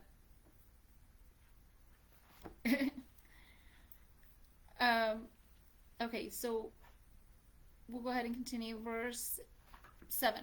Remember the Sabbath day to keep it holy. 6 days shalt thou labor and do all thy work. But the 7th day is the Sabbath unto Yahuwah thy God. In it thou shalt not do any manner of work. Thou, nor thy son, nor thy daughter, nor thy manservant, nor thy maidservant, nor thy cattle, nor thy stranger that is within thy gates. For in 6 days Yahuwah made heaven and earth, the sea, and all that in them is, and rested on the 7th day. Wherefore Yahuwah blessed the Sabbath day, and hallowed it. Praise Yahuwah for that. Honor thy father and thy mother, that thy days may be long upon the land which Yahuwah thy God giveth thee. You. Who just messaged us? Your mom. Oh. Literally. It's Your yeah. mom literally. No, like actually, it sounded like a roast, but it did actually happen. Yes, thank you. Your Okay. mom messaged you. Okay. Your mom. Enough. Your Okay. mom. Oh no, it's got a bad Speaking word in of, it. yeah, see? It's got a bad word. Thou shalt, verse 12, thou shalt not murder, thou shalt not commit adultery, thou shalt not steal, thou shalt not bear false witness against thy neighbor. People don't even care about that, and they do it anyway. I know. Thou shalt not covet thy neighbor's I was house. gonna say a bad word. Thou shalt not covet thy neighbor's wife. Nor his manservant, nor his maidservant, nor his ox, nor his ass. You just wanted to say that. I wanna- and it can I means say it? donkey. I'm gonna say it. Go ahead, it's not a curse word. Ass. Nor anything that is thy neighbor's. And all the people perceived the thunderings and the lightnings and the voice of the horn and the mountain smoking. And when the people saw it, they trembled and stood afar off. Stop it, Nathaniel. Sorry, it's funny. And they said unto Moses, Speak thou with us, and we will hear. But let not God speak with us, lest we die. And Moses said unto the people, Fear not, for God is come to prove you, and that his fear may be before you, that ye not sin. That ye sin not. That ye not sin. No, that ye sin not. That you sin not. Whatever. Snot. It's snot. Funny. Nathaniel, stop it. Sorry, I was doing And the a people joke. stood afar off. But Moses drew near unto the thick darkness where God was. And Yahuwah said unto Moses, Thus thou shalt say unto the children of Israel, Ye yourselves have seen that I have talked with you from heaven. Stop it, Nathaniel. Sorry. Ye shall not make with me gods of silver or gods of gold. Ye shall not make unto you. This is what happened in the Ten Commandments movie. This where those people made that golden calf and worshipped it. Okay, but this goes. Nathaniel, could you hold your temper until your mom is done with her completely? Calm down, bro. I tell him that all the time. Thank you, Brother James. Nathaniel, learn your place. Stop it. Alright, so I wanted to bring a reference. Nathaniel, enough. Let your mom speak. Men have authority, Nathaniel, so stop. Alright. Thank you, brother. I appreciate that. Alright, so verse 19. Ye shall not make with me gods of silver or gods of gold. Ye shall not make unto you. So this is where, and this is a play on words, if you will, Isaiah 40 through 47. What is the blacksmith doing? He is literally chiseling out this image that the carpenter drew of himself, as he says, and they are enlading it with gold and silver. Is this not a direct connection in the Torah? And the prophet's testimony is about that in Isaiah's words. This right there is so important. This is what the Father brings to me every single time I do a video on this specific verse. It's exactly what they're doing. It says, Ye shall not make with me. With me. Don't ever say that this image is me. I never gave you an image. Nor did I tell you to enladen it with gold and silver. Nor did I tell you to fasten it down so it doesn't topple over. What entity can you think of that would be in that image? Not only that, Jeremiah 10:5, as well as Jeremiah's apocryphal letter to King Jehoiakim, warning him about Nebuchadnezzar trying to instill this god of gold and silver that they worshipped, as Daniel very clearly tells you about, that they were bringing into the land, into the kingdom of Judah, to destroy by these dark prophets who literally were spreading the prophecies of Baal. And when you understand who Dagon was, Yep. yes, Dagon's son was Baal, and his wife / mother was, because they were all about fertility. These were fertility goddesses and gods. And Dagon, in the book of Judges, was Yahuwah's arch nemesis. Yahuwah hated him with the passion and broke his statue because they took his Ark of the Covenant into Dagon's temple. This is the story that we read about in Judges. And I can't believe it's Dagon. I like the phonetically Dagon. It's like, it has so many things. Yeah. But this is this is the Babylonians' God. This is who Christians are secretly worshiping, and they have no idea because of a father that is not the father of the Torah, but invokes his own son and deifies him. This is exactly what Baalim means, masters. And what does Titus 2 say? Slaves, obey your masters. He was their master. So Baalim means the nation's entities. So if you pay attention to the Sumerian tablets and what they did, they literally took our DNA and mixed it with animals and mixed it with plants and all kinds of things that were obscene and against the Father's creation to try and make themselves as gods. And this is what the Sumerian tablets reveal. This is the New Testament as well. They're doing the same thing. It's the same playbook.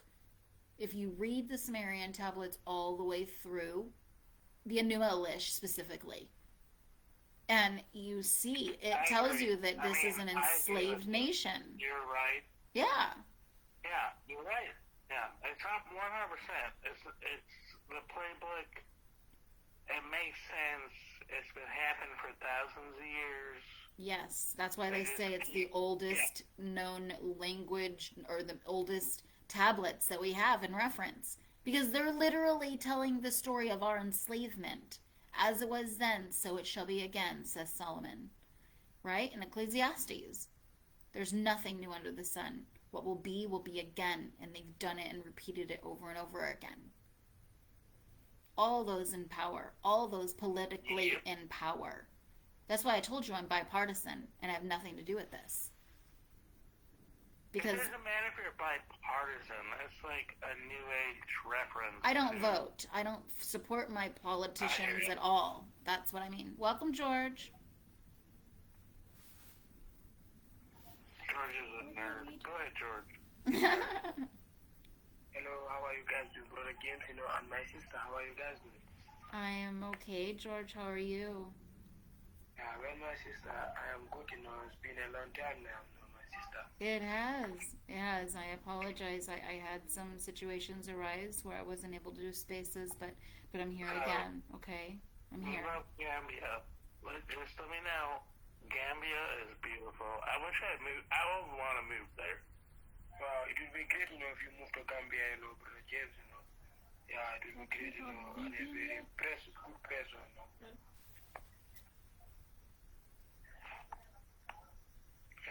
Welcome, Brother George. Go ahead, George.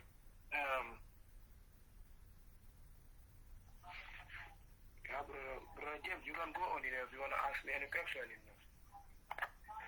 Well, I mean, what do you eat every day? I mean, what do you do every day? I want to know when you wake up in the morning, what do you do? Do you just, go to work, or, what happens? Tell me. Yeah. Okay, no problem, brother James. I would say, I've been met with my sister, years ago.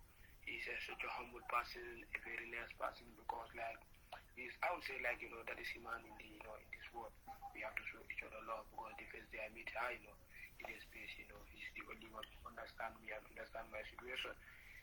I will still, thank him, for that, love is best in this world, Yeah. So I would like to explain my situation to you too, as far as, I'm living in it. For me, I am originally from Casamance. Maybe do you know, Senegal? Indian? Not Senegal. No, I'm not familiar. Please tell me more. Okay, no problem. I am originally from Senegal. There's a small village in Senegal, called Casamance. I was living there with my parents. Yeah, so it is just we were living there, but just like Casamance also, they want their own independence. So Senegal do not want to give them their own independence, because Senegal, the president Macky Sall said they are all the same countries, so they cannot give them their own independence. So that was the crime between Senegal and Casamance, and they are all one country. So there was quarrel, so I have to come there, with my family to Gambia here to visit Gambia. But I was living with my family in Gambia, in the streets. I was living in Gambia 1 week. After that, I had a information they called me, tell me your mom and dad, they are in the hospital. You can come there. It is an emergency. So I have to run there. I tell my younger brother and younger sister to wait me, because that time we are not living in a house. We used to live in the streets. So I tell them to wait me there. So the time I go there, they tell me I lost my parents. And no, that cannot happen, because my parents tell me they will deal with me in Gambia. Buddy, could you just give me a simple answer real quick? What is the weather down there in Gambia? Yeah, we are in a cold, it is cold right now, in Gambia. Yeah. It's cool? Is it raining? Is it sunny? Do you have clouds? Yeah, it's a cloud here in Gambia, Yeah, of course. We are not in the rainy season yet, yeah. When you look at the sky right now, do you see stars? Is it beautiful? Welcome, Anne. If you'd like to light pollution? speak, go ahead and request a mic. Yeah, it is just so, beautiful, yeah. So, the time, I come to Gambia, so when I lost my parents, I was living with my younger brother and younger sister in Gambia. So we are living in the street life 1 month. but just so much see me because every day he passing by me, I used to tell her like I tell him like for him to help me.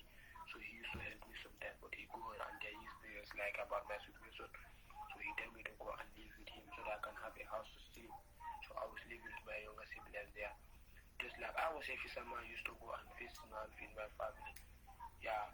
But I was going there just like, someone that at the river, Gambia like so if someone that at the river they used to stop gas from fishing. Yeah. So they stopped us for the fishing, so I started suffering in Gambia. So let me tell you a story about here in America. I seen a baby in a crib with maggots, right? So I'd rather live in Africa than living in a crib with maggots here in America. Just so you know, it's not as good as you think on the other side of the anything, the pond. So you are living your best life right now in a place you understand. But yes, just understand here in America, I'm not gonna lie, I've seen garbage that you wouldn't even want to know. Yeah, we're doing it, James, can I come back? Let us talk, because just 1 minute, please, okay? Okay, I'm gonna go ahead and keep reading here. Welcome, Anne. If you'd like to take up a mic, you may go ahead and request.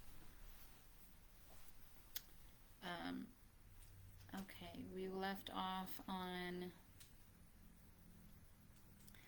verse 16. Moses said unto the people, Fear not, for God is come to prove you, and that his fear may be before you.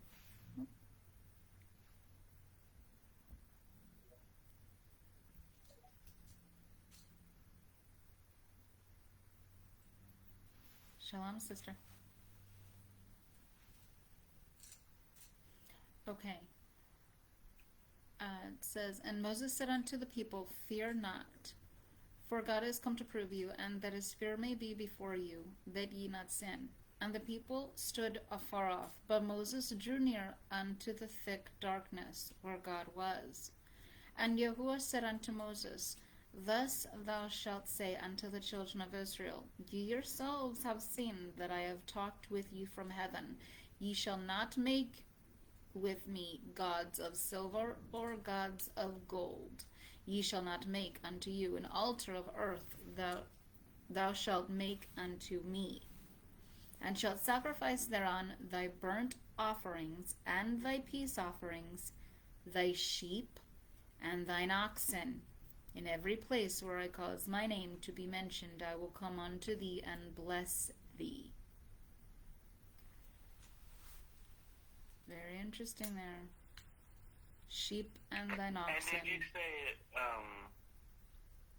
says, could you say the first part again? Because there was some people, it was like, Shem, Vado, Shem.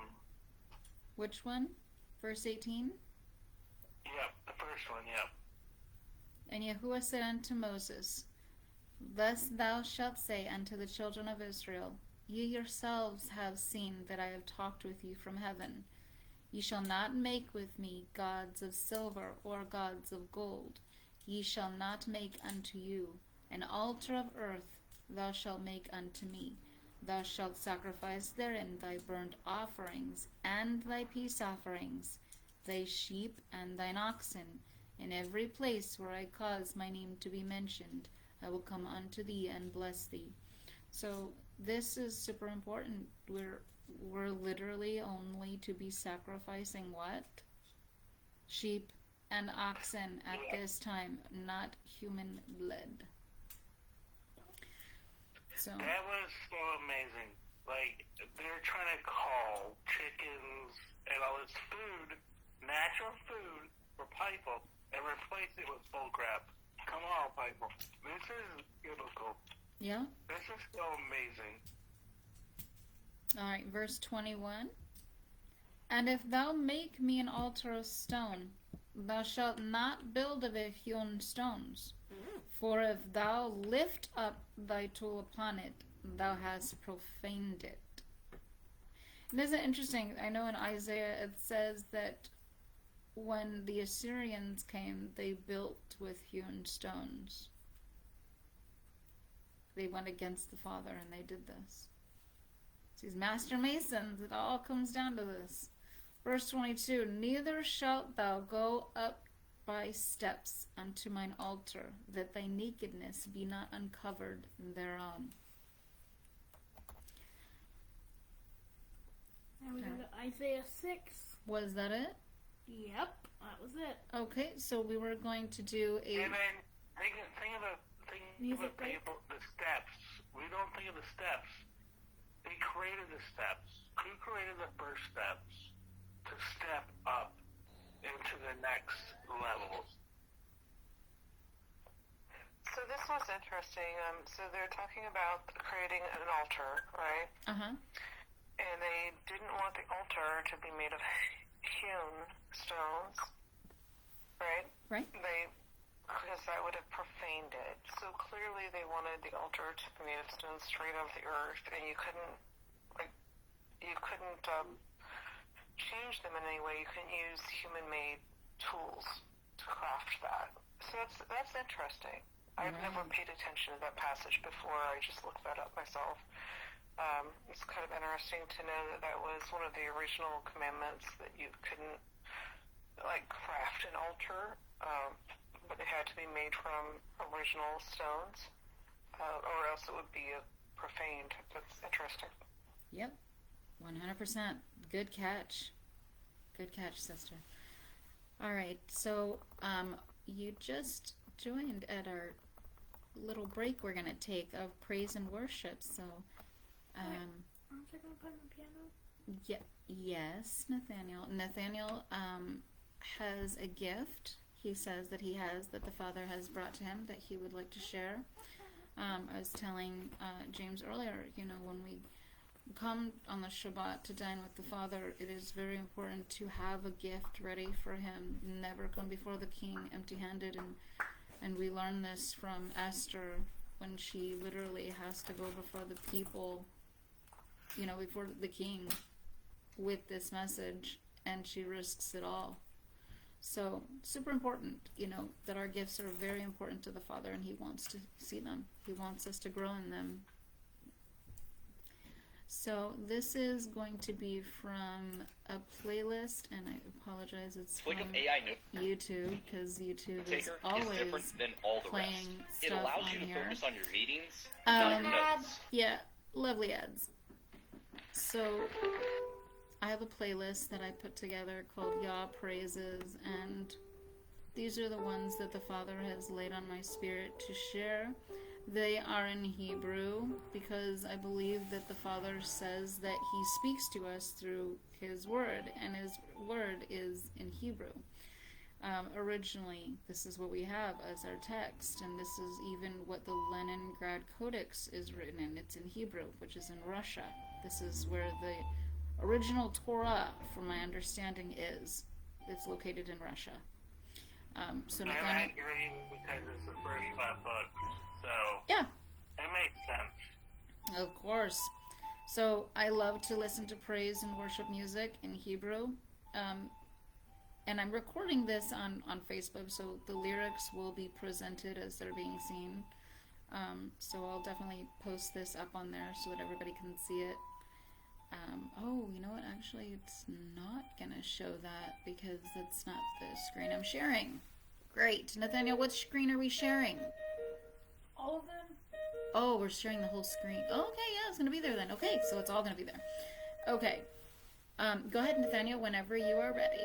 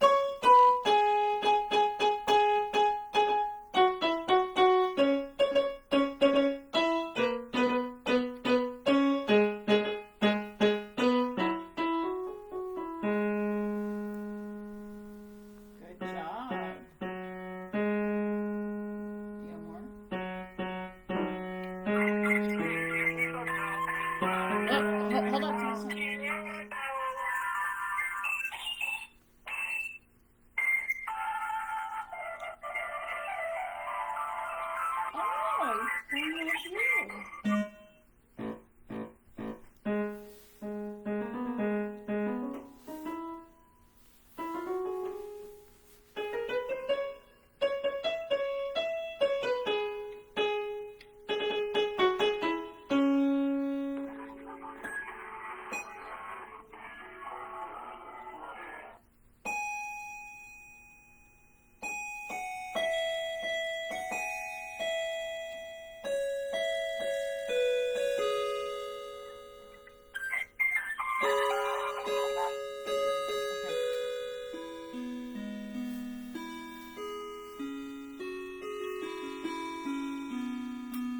I was going to do Torah.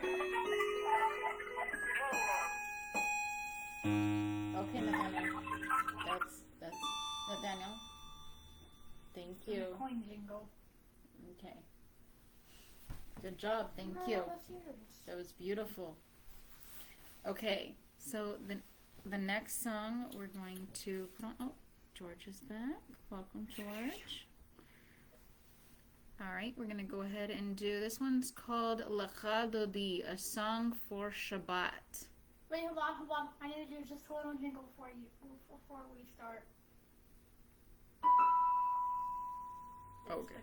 Mario coin sound. Okay.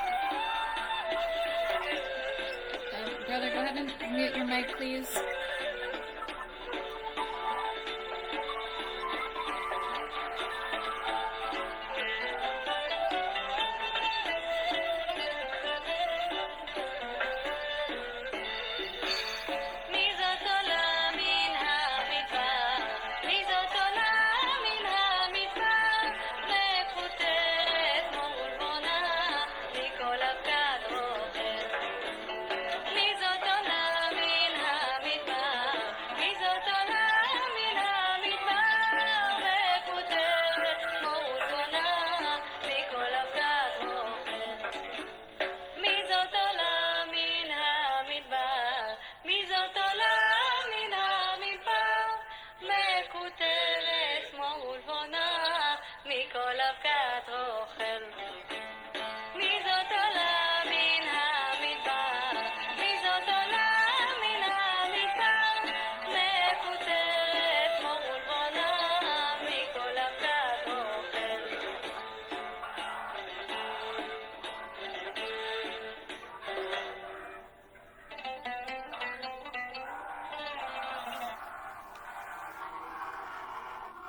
Brother James, can you please mute your mic?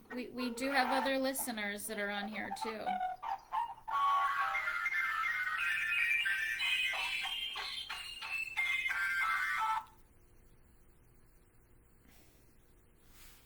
I apologize, you guys.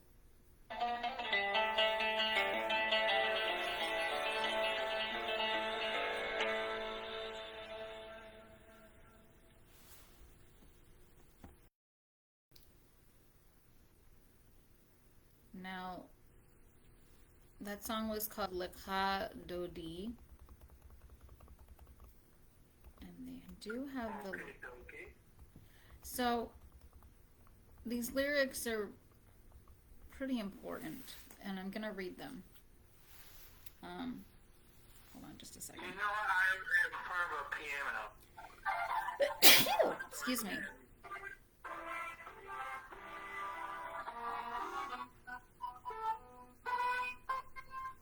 Okay, Brother James, go ahead and mute your mic for a minute.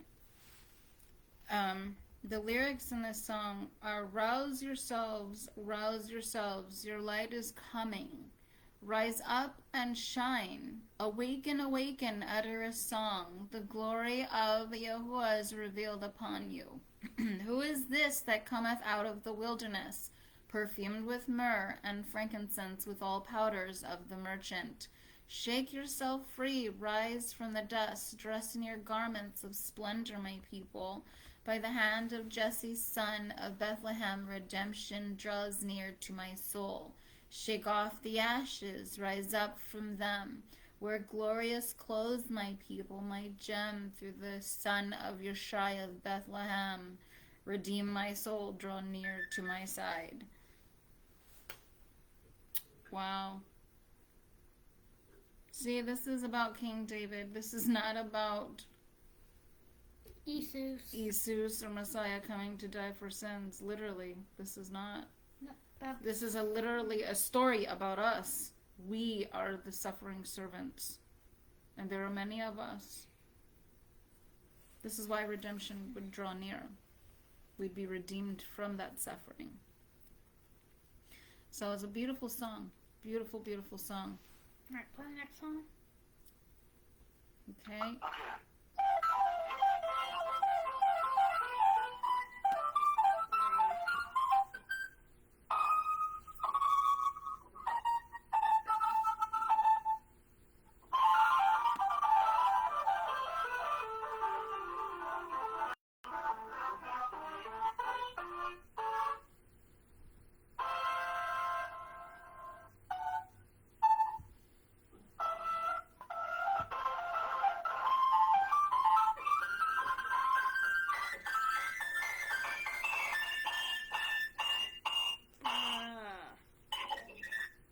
Okay, thank you, brother. I appreciate that. I'm going to go ahead and move this next song.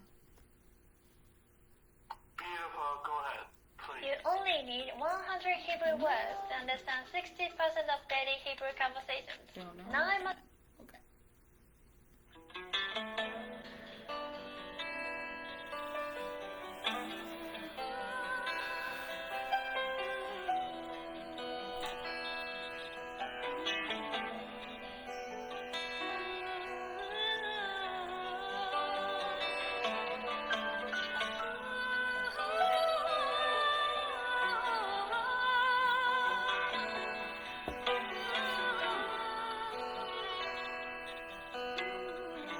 אבוא לשאת תפילה בעד עמי, ליבי כמים בקרבי, אשא קולי לאל החי רואי, בפי תפילה ורחמים.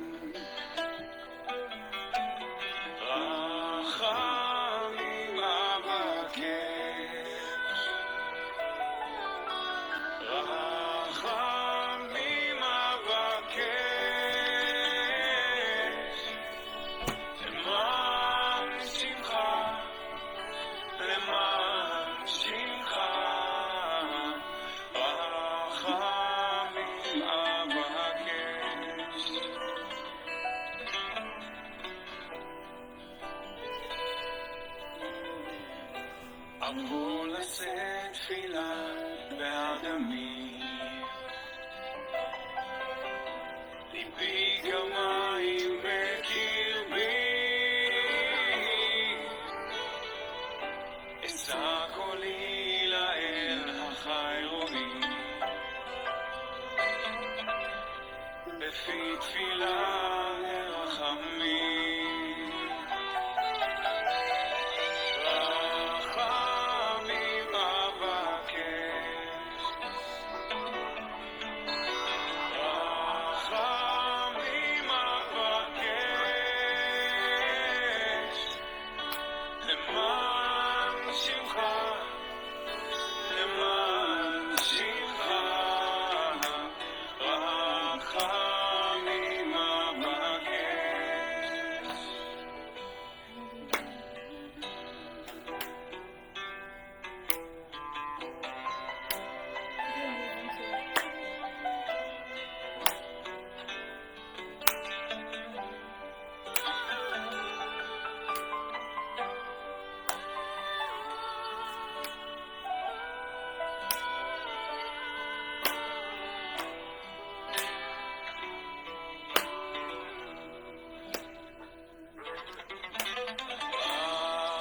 רחמים אבקש.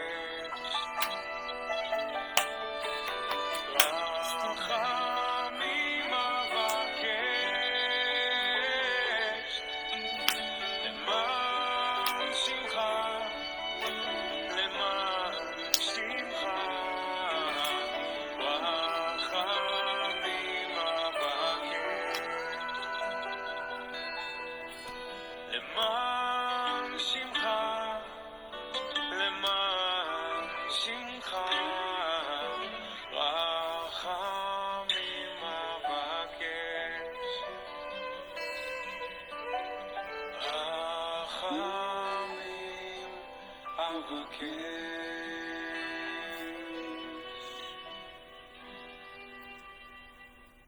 Is another beautiful song that the Father gave me to share.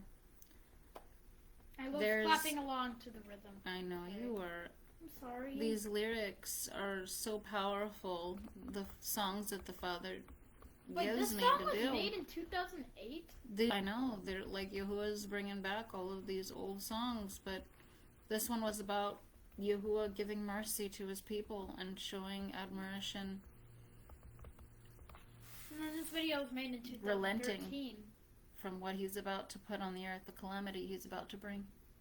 Yeah. So all these songs have very significant meanings. They're not just ones that I feel like I should listen to. They've been placed in my spirit to play.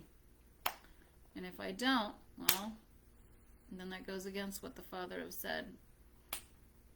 And the next one is going to be Ashuv Ve'atnakach. And that one... And like I said, the lyrics are all, they should be on the screen. I'm not sure if they're playing it or not. That is not my playlist. What is that? Not sure. I don't know what that one is. Can't you just go to your playlist and it'll... I thought that's what I was in. You were, but then just... Oh, well, they took me out. Nope, we just listened to that one.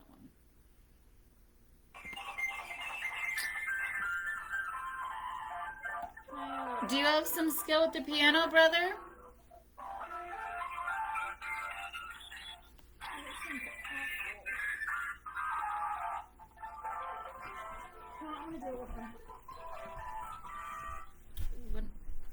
Do you have some skill with the piano? Nathaniel, stop that. Nathaniel, stop it. Sit down right now. No, that's not me. That's my son. He plays the piano. Hey, Nathaniel, stop it! Hey, goodness.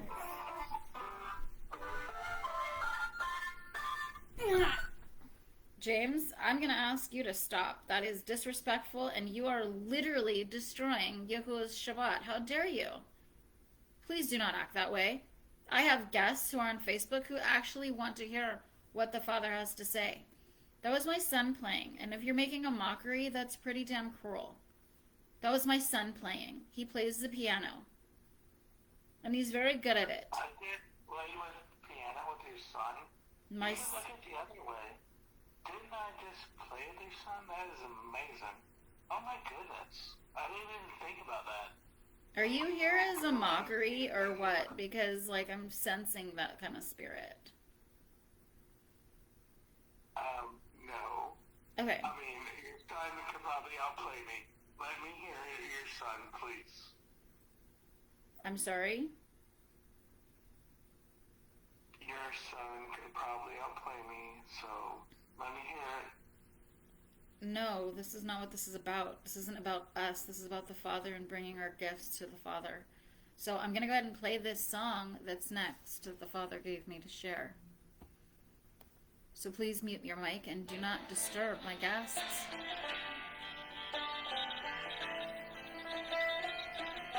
It's my favorite song.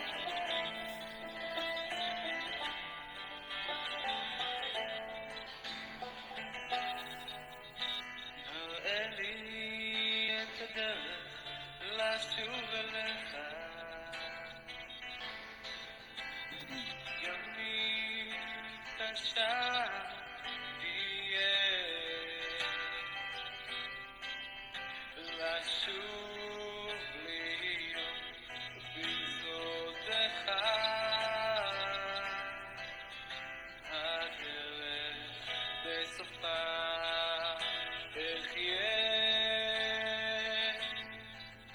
אז אשוב ואתן לך את חיי, כל פינה שבליבי את נפשי, שם אתה לי בקרבי. אז אשוב ואתן לך את חיי, כל פינה שבליבי את נפשי, שם אתה לי בקרבי. אתה שם איתי רבות הדרכים אותה ניסיתי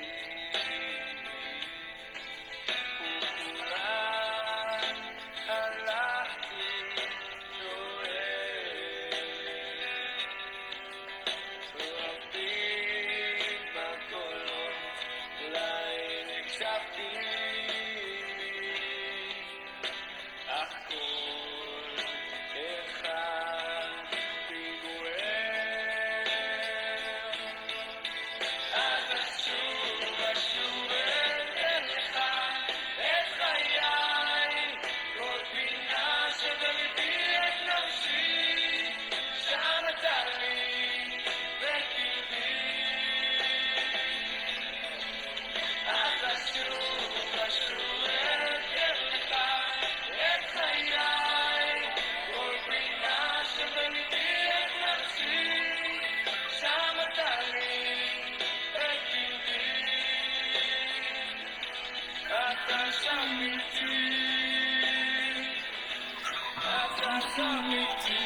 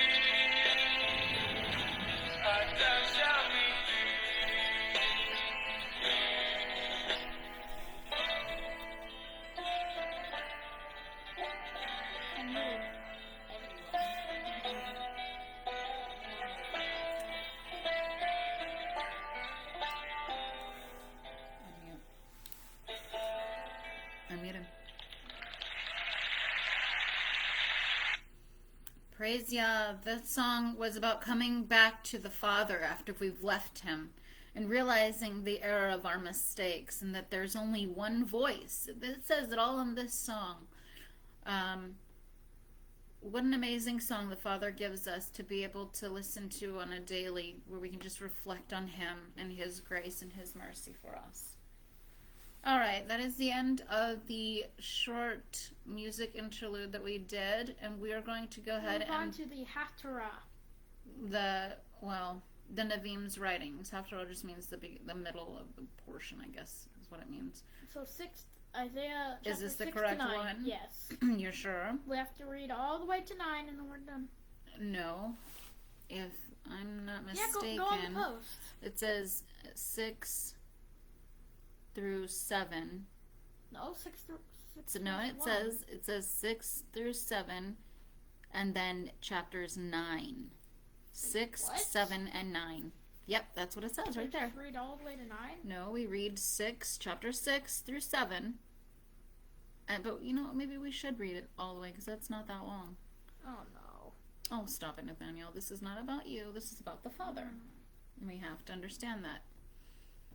Okay, we're going to go ahead and pick up in Isaiah 6. This is the juicy parts. Because this is where everybody says that they see. Goodness gracious. Awesome sauce. Go ahead. Let's do this. All right, let's get into this.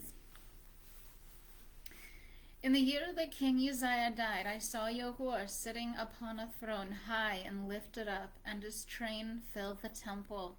Above him stood the seraphim. Each one had 6 wings. With twain he covered his face, and with twain he covered his feet, and with twain he did fly. And one called unto another and said, Holy, holy, holy is Yahuwah of hosts. The whole earth is full of his glory. Now who is Yahuwah the host over? Well, Isaiah tells you he is the host of all the entities that have chosen to serve him. His angels. What are they? They are who he is the host over. Yeah. It does say Not a son of God. It does say though that he's the Yahuwah of hosts. Yeah. He is Yahuwah of hosts. Yeah. Verse 4. And the posts of the door were moved at the voice of them that called, and the house was filled with smoke. See, they weren't given an image either. They were given a voice. That came from a burning bush. And the posts, no. In the movie. No, we're reading Isaiah 6, dear. Oh. Stay in context. Gotta stay in context. Don't be adding stuff. What you didn't clarify was the angels that would hide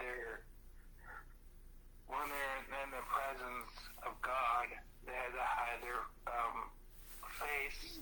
What was it? They had 3 wings, and one would hide their mouth, their eyes, their feet, and it was so beautiful.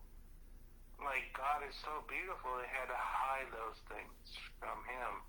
And those are the first angels that are receptive, like, to God, right? The seraphim? I don't know. I mean, I've not done too much research on them. I just see them being talked about here in Isaiah, as well as other places. But from my understanding, they're not much different from the morning stars. So, and those are mentioned in Isaiah's words too. But one of them deceived the Father, apparently, according to the prophet's writings. So, verse 3, and one called unto another, saying, we read that part. Verse 4, and the posts of the door were moved at the voice of them that called, and the house was filled with smoke. Then said I, Woe is me, for I am undone, because I am a man of unclean lips, and I dwell in the midst of a people of unclean lips. For mine eyes have seen the King, Yahuwah of hosts. Now, this is Isaiah speaking. We just got context of who Isaiah is. He's not a righteous man. I'm a man of unclean lips. Right? And he's part of a priesthood. Isaiah was part of the priesthood, and he is saying this about his priesthood as well as him. Right? So this is a defilement. So then flew unto me one of the seraphim with a glowing stone in his hand, which he had taken with the tongues from off the altar. Right? So at this time, this is when all this indoctrination was happening, because these are unclean things. Right? So this is a time when things are not, within the law. They're lawless. They're literally not of the Father, not doing the will of the Father. Oh my goodness, that seems like today. Exactly. Oh my goodness. Exactly. It's a foreshadow of today. Correct. So, verse 6. Then flew unto me, we read that part. Verse 7. And he touched my mouth with it. And, I'm going to read that part over. Then flew unto me one of the seraphim with a glowing stone in his hand, which he had taken with the tongs from off the altar. And he touched my mouth with it, and said, Lo, this hath touched thy lips, and thine iniquity is taken away, and thy sin expiated. So literally, Yahuwah changed Isaiah's whole demeanor, gave him a whole different persona, and took away his sin. So then it says, And I heard the voice of Yahuwah saying, Whom shall I send, and who will go for us? Then I said, Here am I, send me. So in context, this is this council, this heavenly council, Yahuwah is the host over, and they are talking amongst Isaiah, including him in their conversation, saying, okay, we need to send somebody. Who are we going to send? And here comes Isaiah jumping up and down. Here, send me, like a little boy, right? Then it says, and he said, Go and tell this people, hear ye indeed, but understand not, and see ye indeed, but perceive not. So Isaiah had to go and tell these people exactly what the Father said, even though he didn't understand what was being said. He had to still go do it, and it says he didn't perceive it at all. Verse 10, Make the heart of this people fat, and make their ears heavy, and shut their eyes, lest they, seeing with their eyes, and hearing with their ears, and understanding with their heart, return and be healed. Then said I, Yahuwah, how long? And he answered, Until cities be waste without inhabitant, and houses without man, and the land become utterly waste. Far away, and the forsaken places be many in the midst of the land. And if there be yet a tenth in it, it shall again be eaten up as a terebinth and as an oak, whose stalk remaineth when they cast their leaves. So the holy seed shall be the stalk thereof. So basically he said, don't stop doing it until infinity. But this is the way the Father words his things. Is like, don't do it until this. Until you see cities be waste, until they're destroyed, till they have no man, till there's nothing but utterly desolate wasteland. That's how long Yahuwah told Isaiah he had to do this. Now we get to chapter 7. Is that right? Did we really jump to?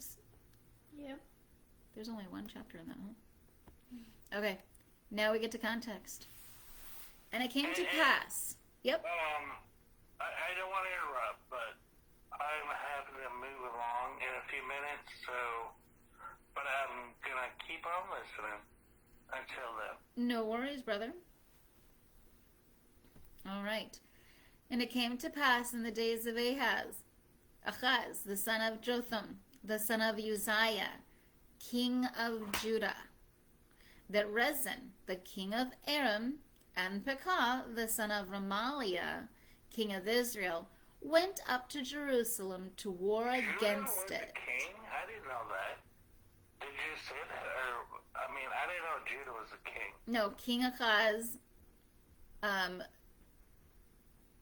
was the son of Uzziah, the king of Judah. And then Remaliah was the king of Israel. Josiah. Did you say Josiah? Uzziah. Uzziah. Okay. Yes. That Rezin, the king of Aram, and Pekah, the son of Remaliah, king of Israel, went up to Jerusalem to war against, but could not prevail against it. And it was told the house of David, saying, Aram is confederate with Ephraim, and his heart was moved. And the heart of his people, as the trees of the forest, are moved with the wind. Then said Yahuwah unto Isaiah, Go forth now to meet Ahaz, thou and Shear-Jashub thy son, at the end of the conduit of the upper pool, in the highway of the fuller's field. And say unto him, Keep calm, and be quiet. Fear not, neither let thy heart be faint, because of these two tales of smoking firebrands. For the fierce anger of Rezin and Aram, and of the son of Remaliah, because Aram hath counseled evil against thee, Ephraim also, and the son of Remaliah, saying, Let us go up against Judah, and vex it. Let us make a breach therein for us, and set up a king in the midst of it, even the son of Tabiel. So in context, this tells us that these two kings that were trying to come against King Ahaz, right, are trying to overthrow him. This is what they want to do, is put the son of Tabiel on the throne. And Isaiah and King Ahaz is panicking. He's worried. He's like, oh my gosh, I'm about to be overthrown. I'm the king of Judah. What is going on? What are you doing, Yahuwah? Right? So Isaiah is sent to him. And it says, Thus saith Yahuwah God, It shall not stand, neither shall it come to pass. For the head of Aram is Damascus, and the head of Damascus is Rezin. And within 65 years shall Ephraim be broken, that it be not a people. And the head of Ephraim is Samaria, and the head of Samaria is Remaliah's son.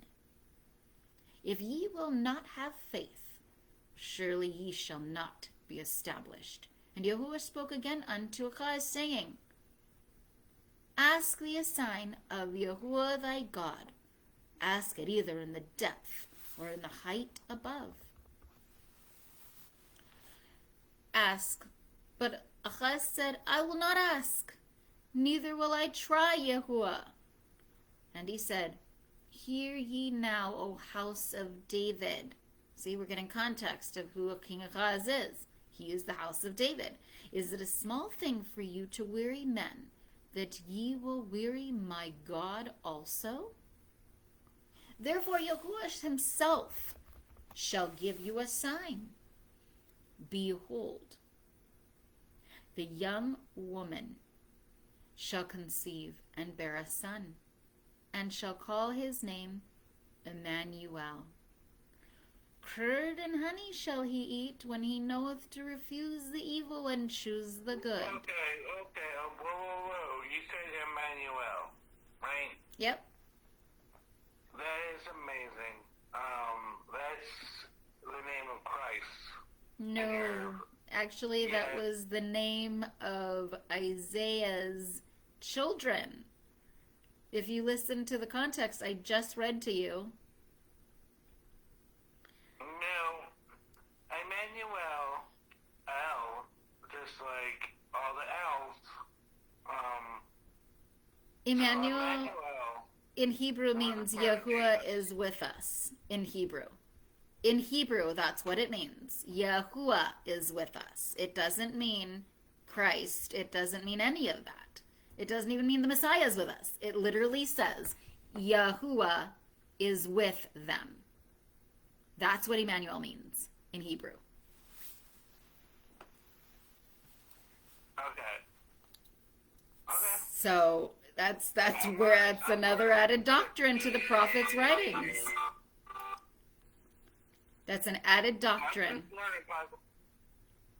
Okay, please, don't let me interrupt now, because you said Yeshua, Yahuwah, not Yeshua, not Yeshua. Yahuwah, that's his name. He has one name. He didn't say I have many. Verse 15. Curd and honey shall he eat when he knoweth to refuse the evil and choose the good.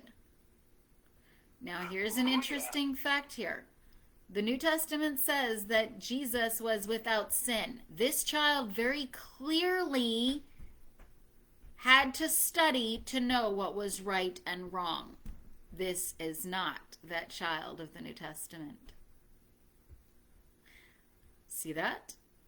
Ye, before the child shall know to refuse the evil and choose the good. The land whose two kings thou hast a horror of shall be forsaken.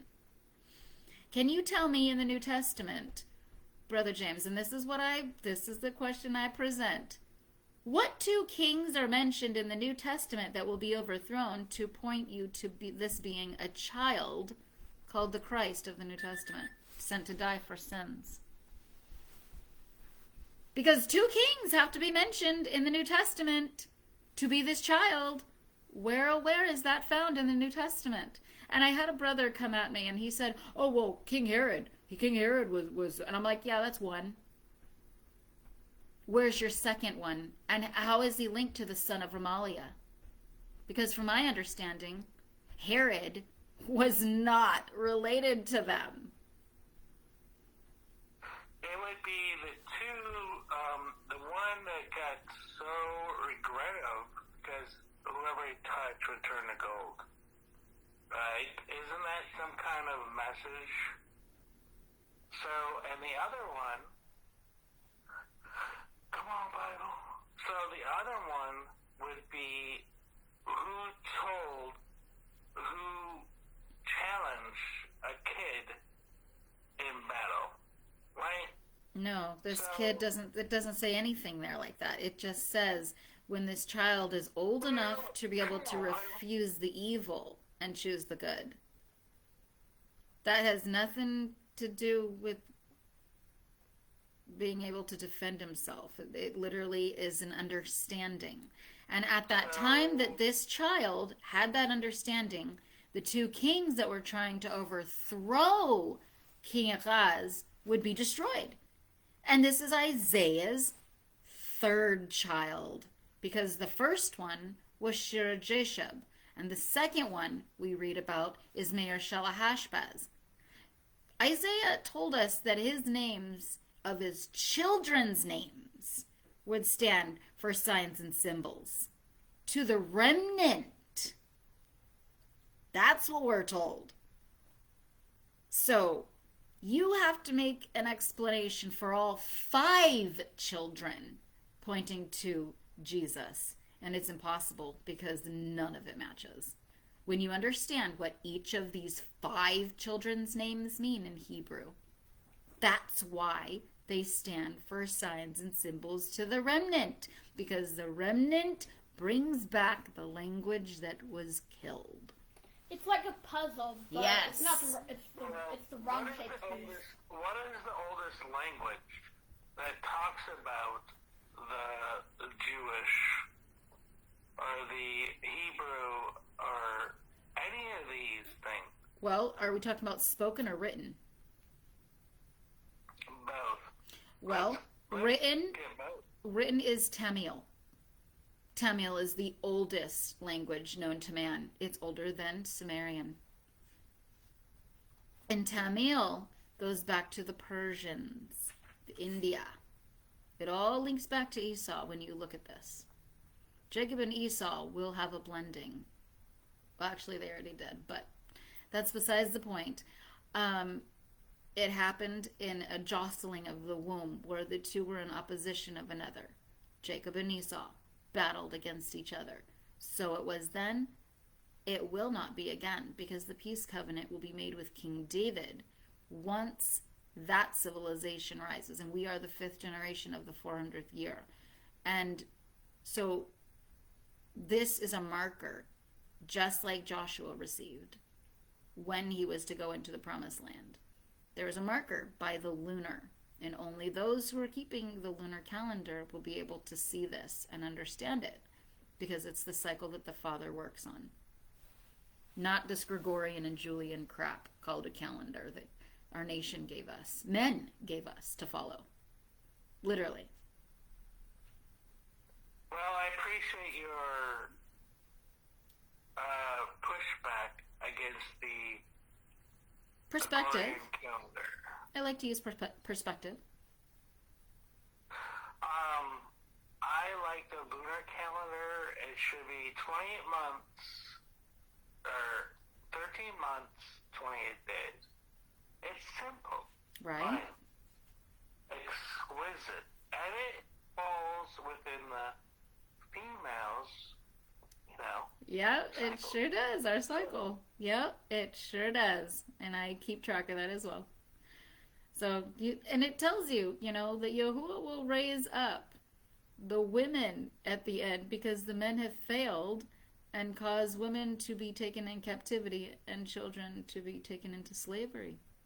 Well, men didn't fail. Well, They that's were what Jeremiah chopped. says.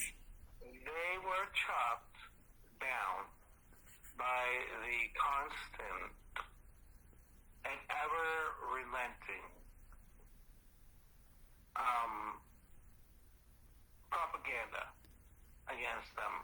Chemically, everything has been utilized against man. Man has failed to lead according to the Father's ways. That's why the women are called to raise up.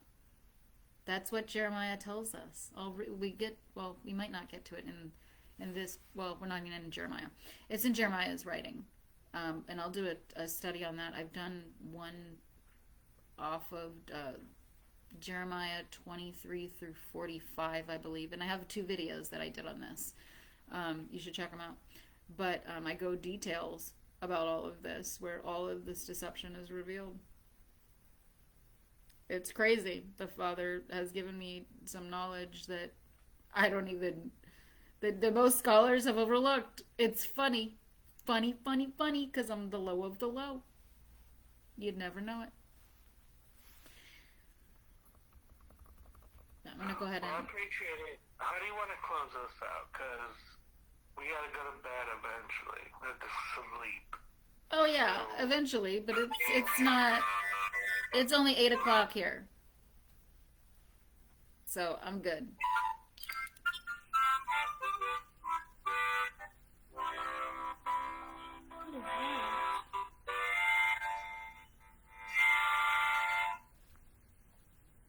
Okay, brother, I need to get back to reading this. We got a lot to discuss, because this is where a lot of confusion, misunderstanding, twisting, manipulating happens right here in this realm of this prophet's writings. And I have the clarity on it. All right. Verse 18. And it shall come to pass in that day that Yahuwah shall hiss. Wait, did I skip something? Yes, I did. Verse 16. Ye before the child shall know to refuse the evil and choose the good, the land whose 2 kings thou hast a horror of shall be forsaken.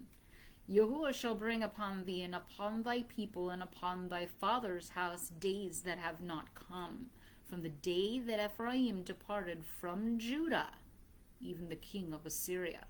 And it shall come to pass in that day that Yahuwah shall hiss for the fly that is in the uttermost part of the rivers of Egypt, and for the bee that is in the land of Assyria.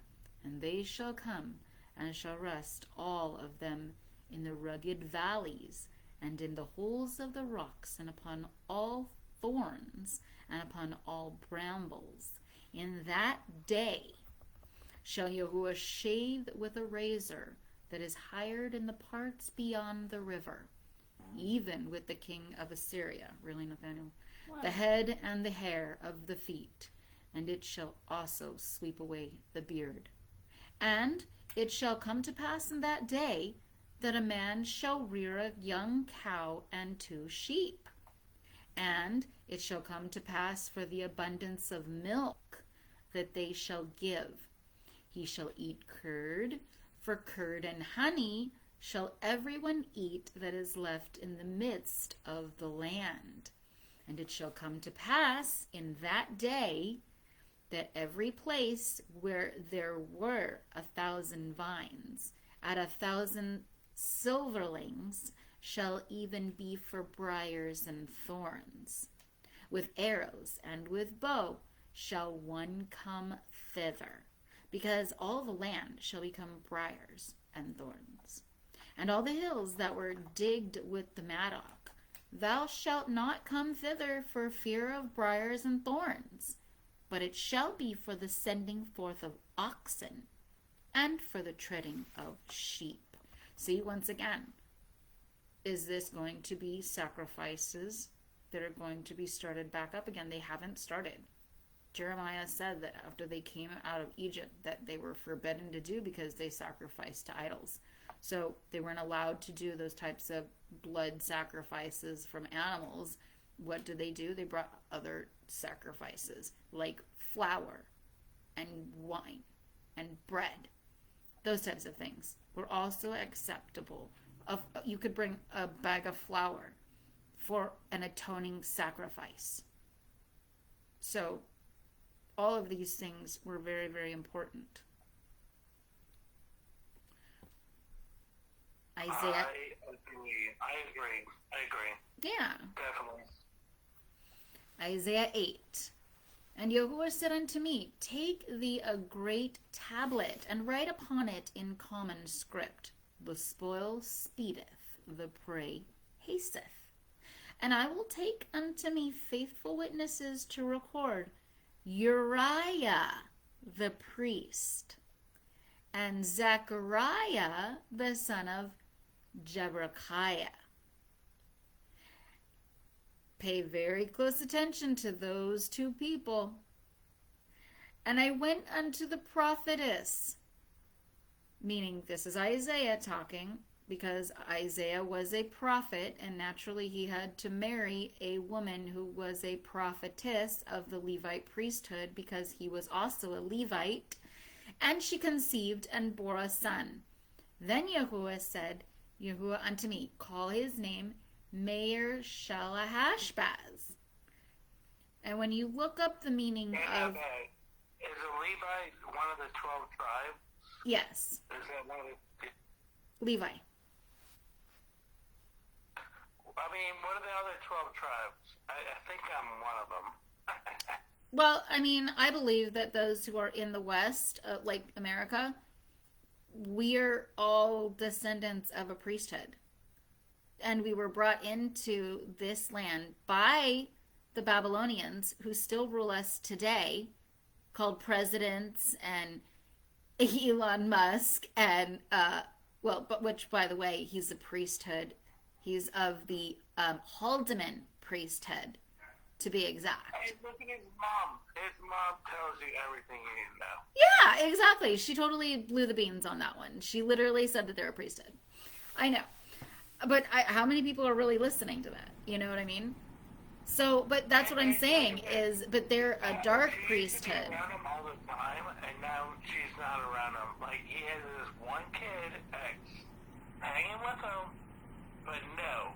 His mom, like, mostly if you want to show true, like, family, like, nucleus kind of thing, you have the grandma, no. He can't have his mom around because it asks too many questions, because she's in a, you know. I don't know about what they do, but I've seen the symbols, the hand gestures that are used, and so I can read people pretty well. And so when I see, media publicizing them, I really just have a deeper intellect to understand their perceptions with their hands and their gestures and things like that. And I'm not a Mason by no stretch. I don't even, no. But, no, this is what we're talking about.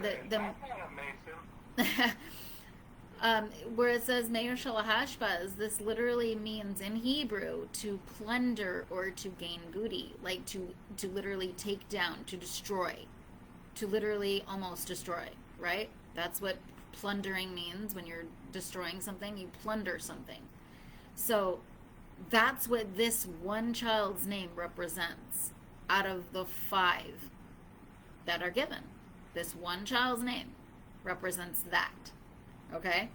So then it says, verse 4, for before the child shall have knowledge to cry, right? This is this child, Meir Shalahashbaz, my father and my mother, the riches of Damascus and the spoil of Samaria shall be carried away before the king of Assyria. So he just told you exactly when the 2 kings were going to be overthrown so that King Ahaz could reign. Because if you do the history search on King Ahaz, he was a very, very young king, and he didn't have an heir to the throne.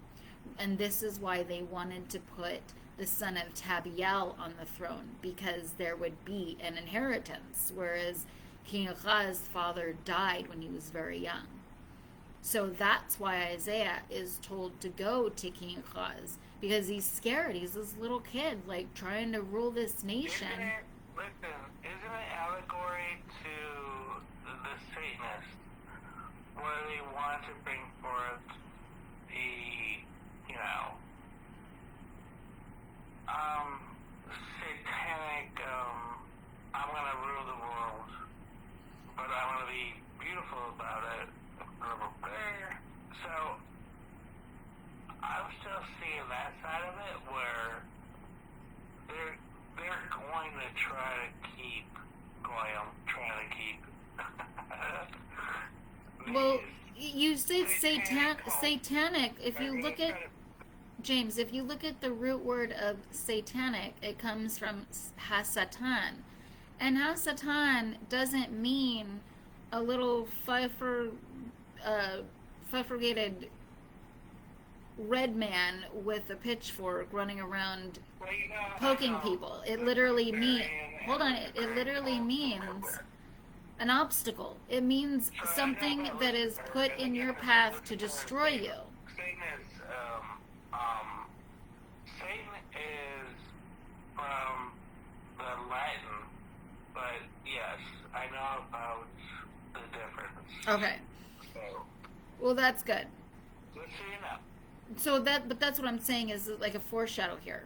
Is we're seeing these Satans as these 2 kings, right? They were trying to what?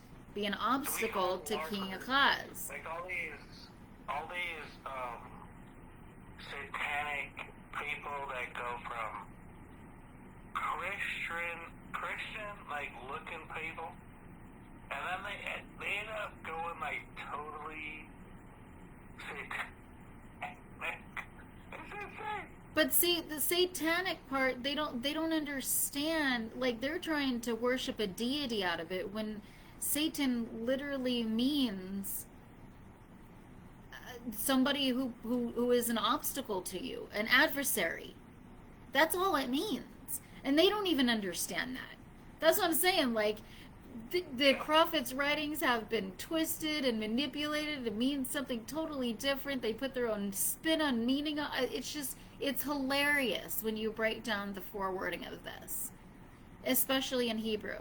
And this is why it tells you that the remnant will turn to the Jew, because the Jew speaks the native language that the Father speaks to his children in. It's not because they're a chosen people because they live their whole life righteous and holy. They have their own customs and traditions too. They add it as well. And they're guilty in the land of the nation. What are you talking about? Hebrew. What is the native language? Hebrew. Yes. Can you speak Hebrew? And it's, I no. I try. I listen to songs because I'm a choir singer. Like, I'm part of a 100 voice choir, like way back in the day. So the Father has used my skill to do that kind of stuff, but to interpret his words through song. So that's what I'm trying to do. I would love to hear you sing some Hebrew. I'm not joking. I was singing earlier, but you were being disruptive and playing your piano like you literally had Tourette's in your fingers. My apologies. It was not playing. Yes. I was hoping you would sing along with my fingers. Your Tourette fingers. I'm just my joking. Tourette fingers. I'm sorry, that was a horrible thing to say. But You're just saying what you heard. right, I sees it as it is. All right, so this story is really has to do with Isaiah's 5 children's names. That's what the remnant has to understand, and only the remnant who hears the one voice of the Father will understand that, because they'll understand that these Hebrew names stand for character and function of the remnant as well. Not just these children, but for the remnant. They're going to go through this plundering once they realize that the Father has said, no son of God can die for your sins, and I never sent myself as flesh. When we come to that realization, then a Meir Shalahashbaz kicks in, meaning Yahuwah plunders us and robs us of our wealth. But just a little bit. He says, I don't destroy you completely, and then I forgive you and take you back as my child, and I am your Father. So, very, very important. Verse 4. Very beautiful words. Thank you. Yeah, of course. For before the child shall have knowledge to cry, my father and my mother, the riches of Damascus and the spoil of Samaria shall be carried away before the king of Assyria, as it is today. We're about to see this unpack. Israel is about to attack Syria, Iran, Iraq. All of that is about to come to fruition. And Yahuwah spoke unto me yet again, saying, for as much as this people hath refused the waters of Shiloah, that go softly, and rejoiceth with Rezin and Ramaliah's son. See that? It's funny, I was talking to a brother one day, and he was like, oh, see, they're talking about returning to the rivers of Shiloah, that's Jesus. I was like, really? Because that was the followers of Rezin and Ramaliah, who were an abomination to the Father. Ouch. Ouch. They don't really have too much to stand on that when you reveal that information. And so I love it when pastors think that they can rise up against me, to come against me and say that I'm just some peon and I have no idea and no understanding and knowledge of what the Father is saying, when he has given me the wisdom to be able to regurgitate it back to them and show them the error of their own ways, of who they really are following, if they follow. Well, let's simplify this. Yeah. So you're saying that Iran is the final takeover? Like, this... Well, they're part of the North nations that rise up against Israel and to make them a cup of trembling. And it's because they have an idol in their nation. They have this Jesus character as the nativity, which Ezekiel tells us point blank. Iran has a Jesus character. Israel does in their nation. Oh, Israel. I'm talking about Iran. I know, but Iran is part of the nations of the north that rise up against Israel. And Russia is too. This is explained in the book of Daniel. Russia is like Orthodox Christian. It's totally different, so... I know. They twisted so much. They twisted so much of what the Father is not saying. So... You're talking about the Orthodox Christian Russian people are, like, twisted what? Can you explain? No, I'm saying that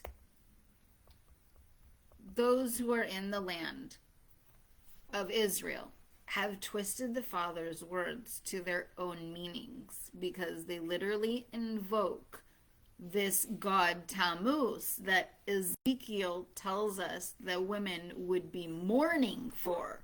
Why are they mourning for this Tammuz character?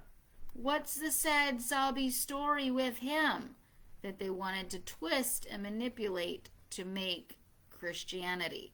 And so Syria is responsible for this. And this is what we're showing here, that the rivers of Shiloh, right, if that represents this Jesus character, were no different than the kings of Damascus and Samaria, which were literally of the king of Assyria.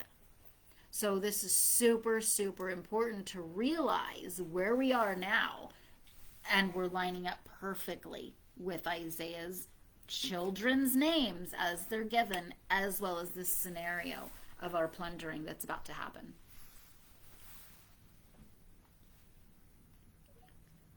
That is so much to deal with, but yeah. Basically, the war is happening, but they're trying to just take over the territories and claim it as a Zionist nation. Yeah, Zionist. This is like insane, but they're doing it. I can see it. They're doing it. They are, and now you see why Isaiah's 5 children are becoming so important to the remnant that realizes their identity in the Father alone, that they are the Son chosen to suffer for the sins of their parents, even to the 3rd and 4th generation, as we read just a little bit ago in the book of Exodus. So all of this ties into full circle. It's all connected. Definitely. And it's so impossible to not kind of,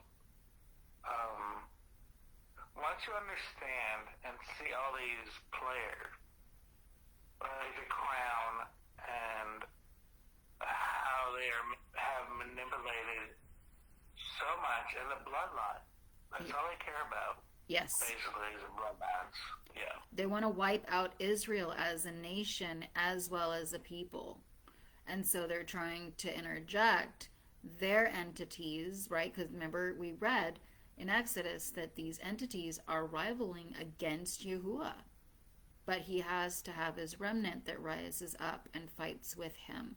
So then King David can be resurrected, and the army can once again flourish and remove the evil from outside of the way, so that we as the priesthood, right, because we're claiming our throne back, so to speak, as the priesthood that we were originally supposed to be, as we read in the beginning of Jethro, right? We are to be those priests of a priesthood, while King David rules as prince and Yahuwah is king. We are not going to have a king anymore, but Yahuwah alone, because that's exactly what his intention was. But we wanted a king. We wanted a human king. And so Yahuwah was like, fine, I'll give you a king. I'll give you many kings, and they'll fail you, and they'll mislead you, because you wanted a king. And so this is why the peace covenant gets restored with the animals and the people of the land, so that the Father can forgive us, and we will be, married back to him, rejoined back to him, because of King David leading his people as the Messiah. And the Messiah was never told to die for sins, ever. It never says that in the prophet's writings, ever. The Messiah was to teach Yahuwah's people. That was Solomon's role until Solomon did what he did. And Yahuwah told David through Nathan, he said, look, man, if your son screws this up, Solomon, the title goes back to you, and you get the peace covenant with scattered Israel once they realize their error. So, go ahead, James. Thank you, Ra. Yeah. You speak truth. It's amazing, and I have to go to bed eventually. So, I my understand. goodness. Yeah. So, I know it's like 10:50, it's about to be 11 o'clock my time. I have to get up and go to work tomorrow. So, I appreciate you. You're so on point. It hurts. I just want to hang out with you all night. But George had his hand up, so let me get to George Okay. and you.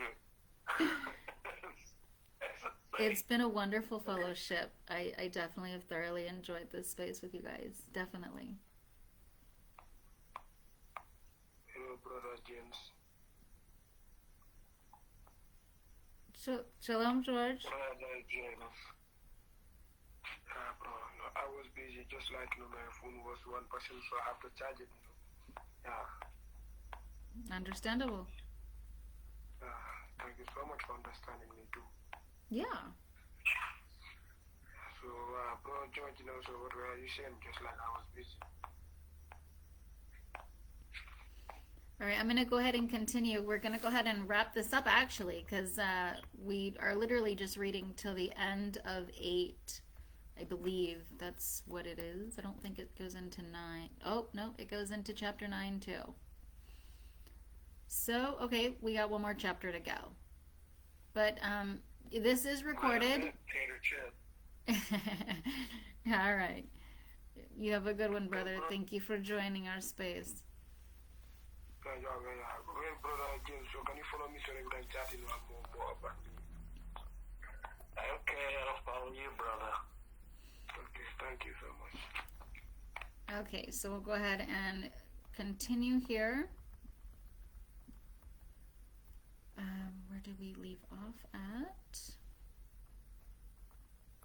Verse 7. Now therefore, behold, Yahuwah bringeth up upon them the waters of the river mighty and many, even the king of Assyria and all his glory.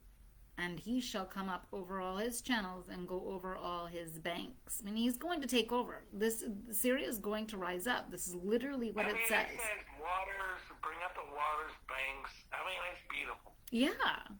I mean, and the story, Yahuwah's story is just amazing. And he shall sweep through Judah, overflowing as he passeth through. He shall reach even to the neck, and the stretching out of his wings fill the breadth of the land. O Emmanuel. So, we got to put this in a context. What is Yahuwah saying? Literally, Judah is about to get some punishments because they've become Zionists. And they've overflowed right here through the passive through. He shall reach over to the neck, and the stretching of his wings shall fill the breadth of thy land. So, this is an army that is rising up. And Yahuwah is with them. That's what this O Emmanuel is right here. Because when you understand, Emmanuel means Yahuwah is with them. He's literally with Assyria to plunder Israel. Literally, that's what he's going to do. But this is going to be, they're blindsided. They believe that they're not in error and that, compromising with this Tammuz cross and nativity is of the Father, and it's just not. Or maybe they do know, because here we read in verse 11, For Yahuwah spoke thus to me with a strong hand, admonishing me that I should not walk in the way of this people, saying, Say ye not a conspiracy concerning all whereof of these people do say. A conspiracy. Neither fear ye their fear, nor count it dreadful. So it's up to interpretation. Do they realize that they are misleading people because they want to wipe Israel off the face of the nations, right? And this is why they're giving this conspiracy where it says, do not call everything they call a conspiracy, because literally, what is a conspiracy? Something that... You have to think of the opposite. So... Yeah. You have to think of the opposite one time. So So what is the opposite of that is where Israel wants to wipe out everything else. Exactly, and they're trying to trick us to think that they're actually going to succeed in this when Yahuwah's got the foot on the other shoe. Or the shoe on the other foot. I said that backwards. So, yes, that... Exactly. Yeah. These backers up and down. I'm like, oh, but... So you are totally understanding the Father's children's, or Isaiah's children's names as they pertain to the remnant. All right, verse 13. Yahuwah of hosts, him shall ye sanctify, and yet him be your fear, and let him be your dread. And ye shall be for a sanctuary, but for a stone of stumbling, and for a rock of offense to both the houses of Israel, for a gin, and for a snare to the inhabitants of Jerusalem. Boom! Right there. The stumbling block. What does Yahuwah say is the stumbling block? The one who claims himself to be the rock. When Yahuwah says, I don't know who that rock is. I am the only rock. I know not another. When they say Jin, is it J-I-N-N? I mean, Jin? I no. According to the Hebrew, it's gin, like a drink of gin. For a gin and a snare. So no, it's not how you drink a gin. It says for a gin and for a snare. For the inhabitants of Jerusalem. So meaning they're going to be drunk on this knowledge. They're going to be drunk and intoxicating and indoctrinating. No, I mean, that's what that said. No, listen to it. For a gin and for a snare. So a trickery. And they're literally trying to trap them. That's what that says. As a magician, it will take people, their minds, to take their land. So a jinn, J-I-N-N, will take lands and confuse people. I don't know. What do you think? What I see here is they're going to be intoxicated with indoctrination. Because it literally speaks about the sanctuary, but for a stone of stumbling. And so remember, and what Sister Ann had pointed out earlier is they built their altars with hewn stone, which they were not supposed to. And so that's the stumbling block. See, it's a stumbling and for a rock of offense. For both the houses of Israel, Judah and Ephraim. You just said they built it upon the grind up bones. Wow, that's human bones. Yeah. Oh my goodness. It's a trap. That's what the New Testament is, a trap for people. This nativity in Israel is a trap for those in Jerusalem, and they're falling for it. They're becoming drunk, like it says, a gin and for a snare. They're literally intoxicated with the nation's customs and traditions. That's why Assyria will rise up again. That's why they're going to try and take them out. But see, amongst all of this, Gog and Magog, right, are in here. And Yahuwah's going to tell them, okay, stop trying to destroy Israel. I said you're just to make them suffer, meaning people are going to die because of the idolatry that's in the land. Okay, well, you didn't add in the synagogue of Satan, where there's false Jews, where the Torah Jews are against the Talmudic Jews. So I think there's more to meet the eyes. I think the Talmudic Jews have been doing that nasty pedophile, Epstein. Yes. Well, because they worship Moloch. They literally turned against the Father to go inside with these entities that are Dagon and Asherah and Baal that are literally, they're trying to resurrect. I mean, they found Gilgamesh's tomb. Who is Gilgamesh? Nimrod. Like, we have to put all of these Sumerian texts into context of who these are and his Why do body. we hang out with the Torah Jews? Because they seem so cool. Are you a Torah Jew? I mean, those are the best. I'm Torah observant, and I use the prophets' writings as testimonies to what the, what we're supposed to be following and what we have to get back to. Because the prophets only ever pointed us back to the Torah. Not one of them pointed us to a New Testament. Never a new book. What's the Talmudic to you? What does that mean? I don't know anything about the Talmud.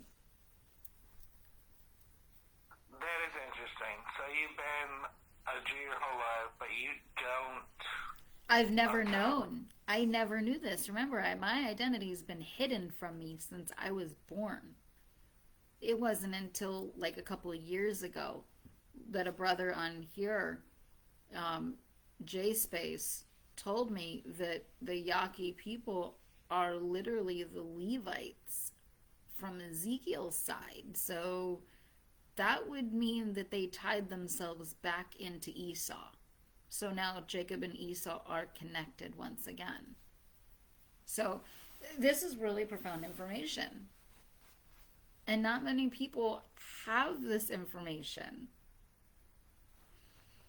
And when they do, then things start becoming a little bit more clearer. As you can see, we're going through what has been twisted and manipulated, and you're seeing that it's not matching anything with this Jesus character. It's literally talking about us now as a nation about to be plundered, watching Israel about to be destroyed for their disobedience. And we're next. Babylon is next. Is that biblical where, Israel basically gets wiped out? I think it's biblical. They get what? Well, they become a cup of trembling. That's what we're told. It doesn't say they're necessarily wiped out. They become a cup of trembling. And the nativity is destroyed. Tammuz is destroyed once and for all. Because the temple has to be erected, and the temple can't be erected on a land that's been defiled. It has to be destroyed first. But they did all the rituals now where they burnt the, red calves. Oh yeah, they're trying. They're going to piss Yahuwah off. He tells you this. He says they provoke him to anger. Because they are literally trying to perform this sacrifice when there is a defilement in the land. That's why Christians, Messianics, all of these Orthodox, that's why they're going to be destroyed. They are. There's not going to be any mercy and grace once the gavel comes down, and that's why I'm here doing what I'm doing, is to show people the error of their ways. That Christianity is not the way. This being following a son of a god is not of a demon, Yahuwah says, and it's not his doctrine, because we're the sons and daughters that were sent to that were meant to suffer for the sins of our parents, because they were the ones that followed the entities of the nations, and now we suffer all the way to the third and the fourth generation. And it isn't until we realize. Can I say this? Yeah. As a Christian. It's not following or this or that. It's becoming someone who values things about humanity that is so precious, that is so demanding. Like, what do you think about the Amish people? Right? The Amish people, are they not worthy? I think they're one of the best about humanity. I mean, we live in this bullshit world. They live in an amazing world. And they're not Jewish. So do you think those Amish people are less than or not if they don't succumb to the Jewish understanding? The Well, Talmud. no, I don't know anything about the Talmud, so I can't really use that as a reference. No, but we were given living instructions, and if we can't abide by them, why do we need to be existing? Is my issue here. Is we serve a jealous God. He tells us point blank, I will destroy you if you take up your nation's idols and their customs and traditions. This isn't my words. This isn't something that I concocted. This is something that a jealous God who created us has full power to do and say. I wouldn't put it as a jealous God. That is like a weird phrasing of it. That's called, if you fuck up, find out. So if you want to rape children, or you want to pretend you're the most amazing God-fearing people, and you can just rule over everybody else, that's not going to work out. It's an intention thing. Destroyed. So it's fuck around, find out. God loves his children. Oh yeah, he doesn't want anybody to perish. But if we can't get the knowledge to not perish, then it's time's up, and that's what he says. It's gavel down. I'm not playing around. He will destroy. I can't believe this. You're that naive that you think your wisp of an existence, right? What do we live? You might go another 30, 40 years. That is going to be such an example on humanity where you're going to create such a rumble. Generations beyond you are going to look at you and say, oh my goodness, she was so amazing. I'm going to follow her example. No, you're just following the example before you. Yeah. Of your generation to procreate, right? Procreate that thought process you have. Imagine having a thought process of what did I say before? Amish person, right? Mm-hmm. They are the most amazing. They don't take injections or they don't. No, it's based on intention, is what I'm saying. And they live by the land. They live off of the land. They don't engage in GMOs. They don't engage in the ways and the customs and traditions. And so these are the people I think that the Father will have compassion on, because Yahuwah is a merciful and gracious Father. Father, I like that. Well, yeah, and we're his children. But he says, I do have to discipline you for leaving me. Now, children. You know what I mean? And that's exactly what he's doing. He's not, I mean, like when we punish our children or we discipline them, we're not trying to kill them, but we are trying to make them realize, hey, there's a short end of the stick that you've reached, and now there's consequence time. You know what I mean? So it's putting them in their place, and that's what the Father is doing in a loving way. But he does say that people will be destroyed. I mean, my God, he says, I gave 3 nations as a ransom for you people. That's what he says.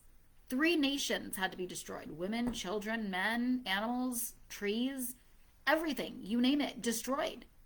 Because they could not get it right. And that's where we are right now. We see prophecy unfolding once again from those who are in power, once again, who were in power back then, but now disguised to look like us. That's where we are. Yeah, and I don't disagree with that, but there is something to say that one constant thread that you have, there's many threads that have been there, right? So you have to think about weaving in another thread instead of being your own tapestry that doesn't matter to anybody else, because the single most, like, pressure point has been one from one place. It's not hard to find out. Everybody's figuring it out. So it has to be a balance. There's no balance right now. There's zero balance. It's 100% this side, or you fucking get eliminated. Yeah. That everybody sees that now, right? And they used to think, like, they try to pin on Hitler. Guess what? Hitler was not that bad. Everybody's figured that out. Right.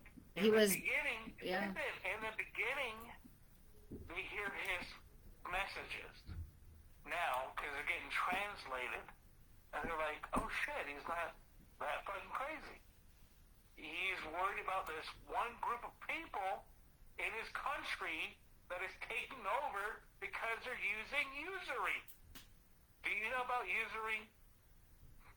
So usury is where you take a whole country over. You create banks with interest, and you take over the fucking country. And Hitler figured out, bad as he was, I'm not giving them no lengths of anything, but people are figuring this shit out. They are. It's not that far-fetched and far hard to figure out that history was bullshit, right? War is always bullshit. There's always a banker's war. Yep. And who was the bankers? Who was always the bankers? Who owns the banks? Tell me. The ones running the churches, the synagogues, and the congregations. Yeah. And who are they in the end? If you would put a tag on these controllers, what would you put on them? The fallen. They're the descendants of the fallen. They're made to look just like us. 100%. Okay, thank you. Yep. You drill down to like the most, okay, I got it. Yep. And as soon as we realize our identity, that we've been enslaved by them, right? Because if we go against their laws, they'll kill us. They'll put us in jail. You know what I mean? And so do you realize when people wake up to realize who we are, they're no longer in power. I agree 100%. Thank you.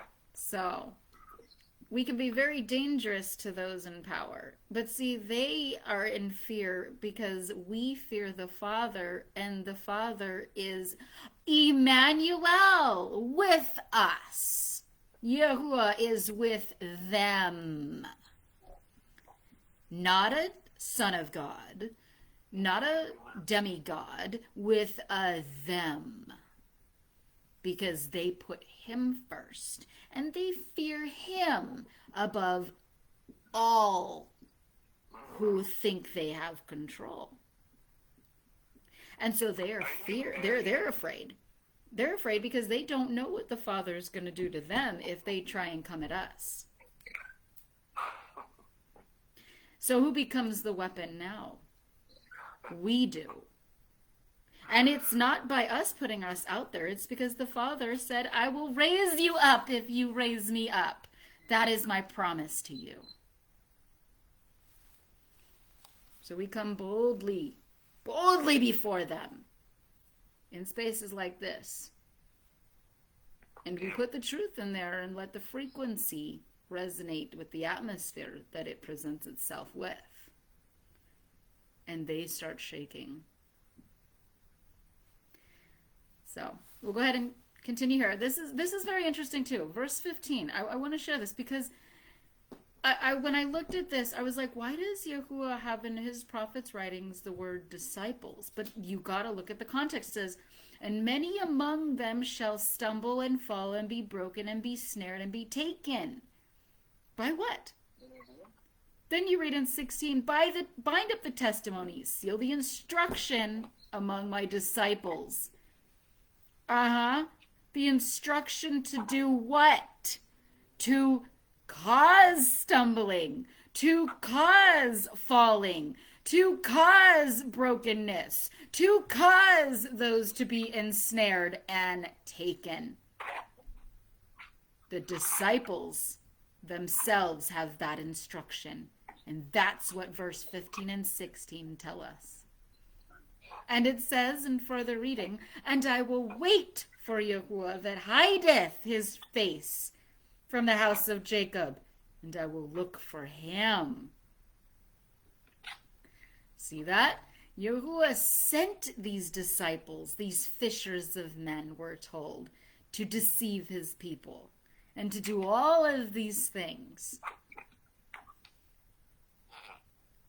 Then it says, behold, I and the children whom Yahuwah hath given me shall be for signs and for wonders in Israel, for Yahuwah of hosts who dwelleth in Mount Zion. Who is Mount Zion?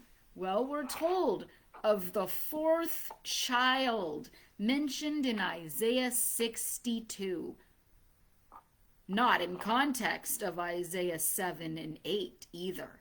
It's literally Yahuwah's riddles and his mysteries being revealed. Hepzibah means he delighted in them. And who does he call a delight? Daughter Zion. And who does daughter Zion represent? Hepzibah, the fourth child of Isaiah. So we are representation of daughter Zion. Hepzibah represents us as the woman who was the bride of the father who left him. A double meaning. Verse 19. And when they shall say unto you, seek unto the ghosts and the familiar spirits that chirp and that mutter, should not a people seek unto their God on behalf of the living unto the dead, for instruction and for testimony? Surely they will speak according to this word, wherein there is no light. See? See? The disciples don't have any light in them. They're literally doing the instruction of the Father, because the Father said that he tests us with the hearts of men, and that's exactly what he did here. He says he gave them instructions and testimony to be nothing of light, but of darkness. How many scholars and pastors have missed that? Right there in context. I'm not making it up. It literally says that. Verse 21. And they shall pass this way that are sore, bestead, and hungry. And it shall come to pass that when they shall be hungry, they shall fret themselves and curse by their king and by their God. And whether they turn their faces upward or look unto the earth, behold distress and darkness, the gloom of anguish and outspread thick darkness.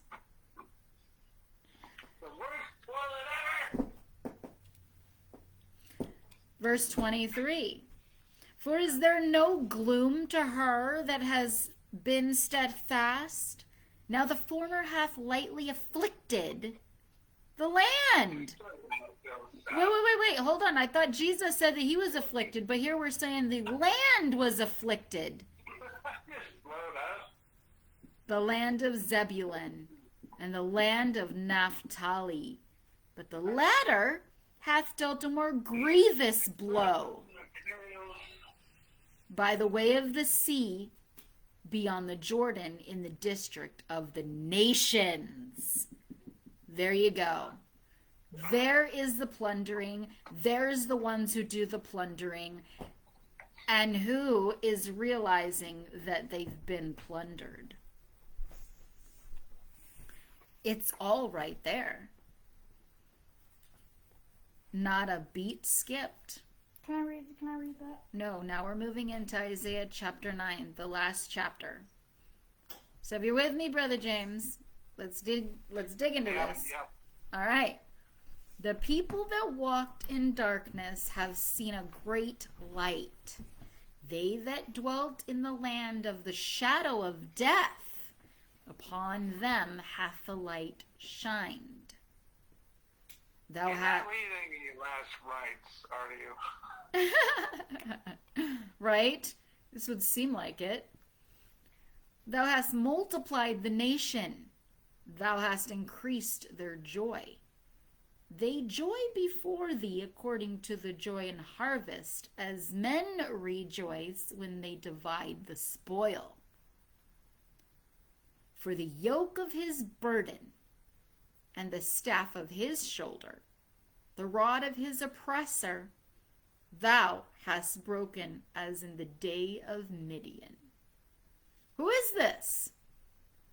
When did the rod of Jesus' oppressors get broken? Because I'm pretty sure they defeated him by killing him. Just like they did to Isaiah right here. For every boot stamped with fierceness and every cloak rolled in blood shall even be for burning for fuel of fire. For a child is born unto us, a son is given unto us, and the government is upon his shoulder, and his name is called Pelehoes El Gibor Aviad Sar Shalom, that the government may be increased, and of peace. Aleve Shalom Malavo. I have no idea what that Did I means. get close? Come on, did I get close? I have no idea what you're talking about. I was saying what you just said. Aleve Oh, Shalom. no. Pele, Joez, Ele Joez El, Joel El Gibor, Gibor Abiad, Abiel Sar Shalom. Shar Shalom. Yeah? That the government... Close? What's that? I mean, did I do it close? I mean, was that... Yeah, you got it. You got your Hebrew going on. Oh my God! I'm gonna listen. I'm gonna go ahead and become Jewish. Go ahead. How do I do that? You can't become Jewish. Jewish is literally a race, and Yahuwah never gave races. He gave people. The nations created titles for people. We're literally called the people. Never, Yes. no. All people are called the people. Yes. Like Inuit. You know what Inuit? What they call? It's called the people. All right, we'll go ahead and continue. Verse 6, that the government may be increased, and of peace there be no end, upon the throne of David, and upon his kingdom, to establish it, and to uphold it through justice and through righteousness from henceforth, even forever. The zeal of Yahuwah of hosts doth perform this. So, who is this child who brings peace? Well, when you look at... How? Because there's no peace in the land. Where is there peace? We're enslaved. That's not peace. That can't be Jesus. This person literally means Might of God, Wonderful Counselor, Prince of Peace, Everlasting Father. Second Kings tells you that Hezekiah had the government on his shoulders. He literally was an everlasting father because he brought peace to the land when they were in opposition and in turmoil about to be destroyed. And he restored the priesthood by marrying Hephzibah to bring a kingly priesthood. That's how you get a kingly priesthood. Hezekiah married Hephzibah, Isaiah's daughter. Now, how can that be Jesus? Did Jesus marry Hephzibah? Nope.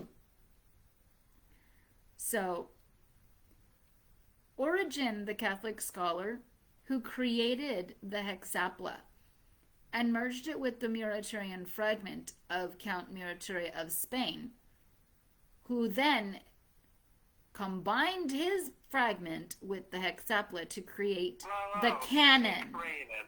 Hold on. You say created. When was the Jewish belief created? Like, what year did you all start out at? Jewish? Where are you getting this Jewish from? Israel. Israel is a people. A scattered people, not just a nation. Okay. I agree with that, yeah. Yeah. But where was the beginnings? Is it Khazarian? Is that where the European, Western European... Persian. Habakkuk. If you look at Habakkuk's bloodline, yes, Habakkuk was of the priesthood. Habakkuk was a prophet. He was a Persian prophet. So this is how the joining... So a Persian prophet, Habakkuk, created Judaism? It was stemmed from...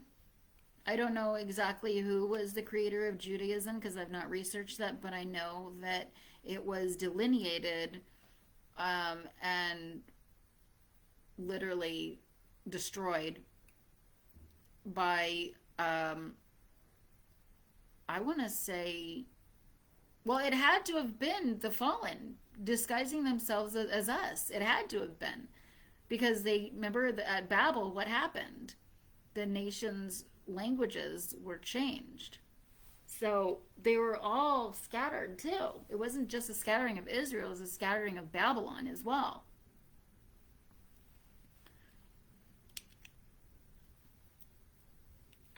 Yeah, I think we're the children of the fallen, and they don't want to, We're definitely being run by them. But not for long, because the more people that wake up and realize their identity, like I said, there's going to be an expectation, if you will, of the people. Because there's more of us than there is of them. And this is why they created the Georgia Guidestones, and they act like they don't know who created them, when we know it's the Rosicrucian. Okay, I don't want to blackpill you, but they wiped out the civilization before us, and they were so more advanced. Oh yeah, they did, because they had the knowledge that we died from, our ancestors died from, and they didn't share it. That's why Yahuwah says it's for lack of knowledge that his people will perish. But in the days of Daniel, when this prophecy will be fulfilled, knowledge will increase to and fro. And I'm a firm believer that 2020 was the year that his book was opened. Many prophecies to back that up as well. Yeah, But that's pretty good. I mean, it was a very inflection point. yeah. Yeah. So you'll see how reading the book of Daniel and the time we're in puts you to realize that that's where we are. That is where we are on the timeline. And we have been since 2020.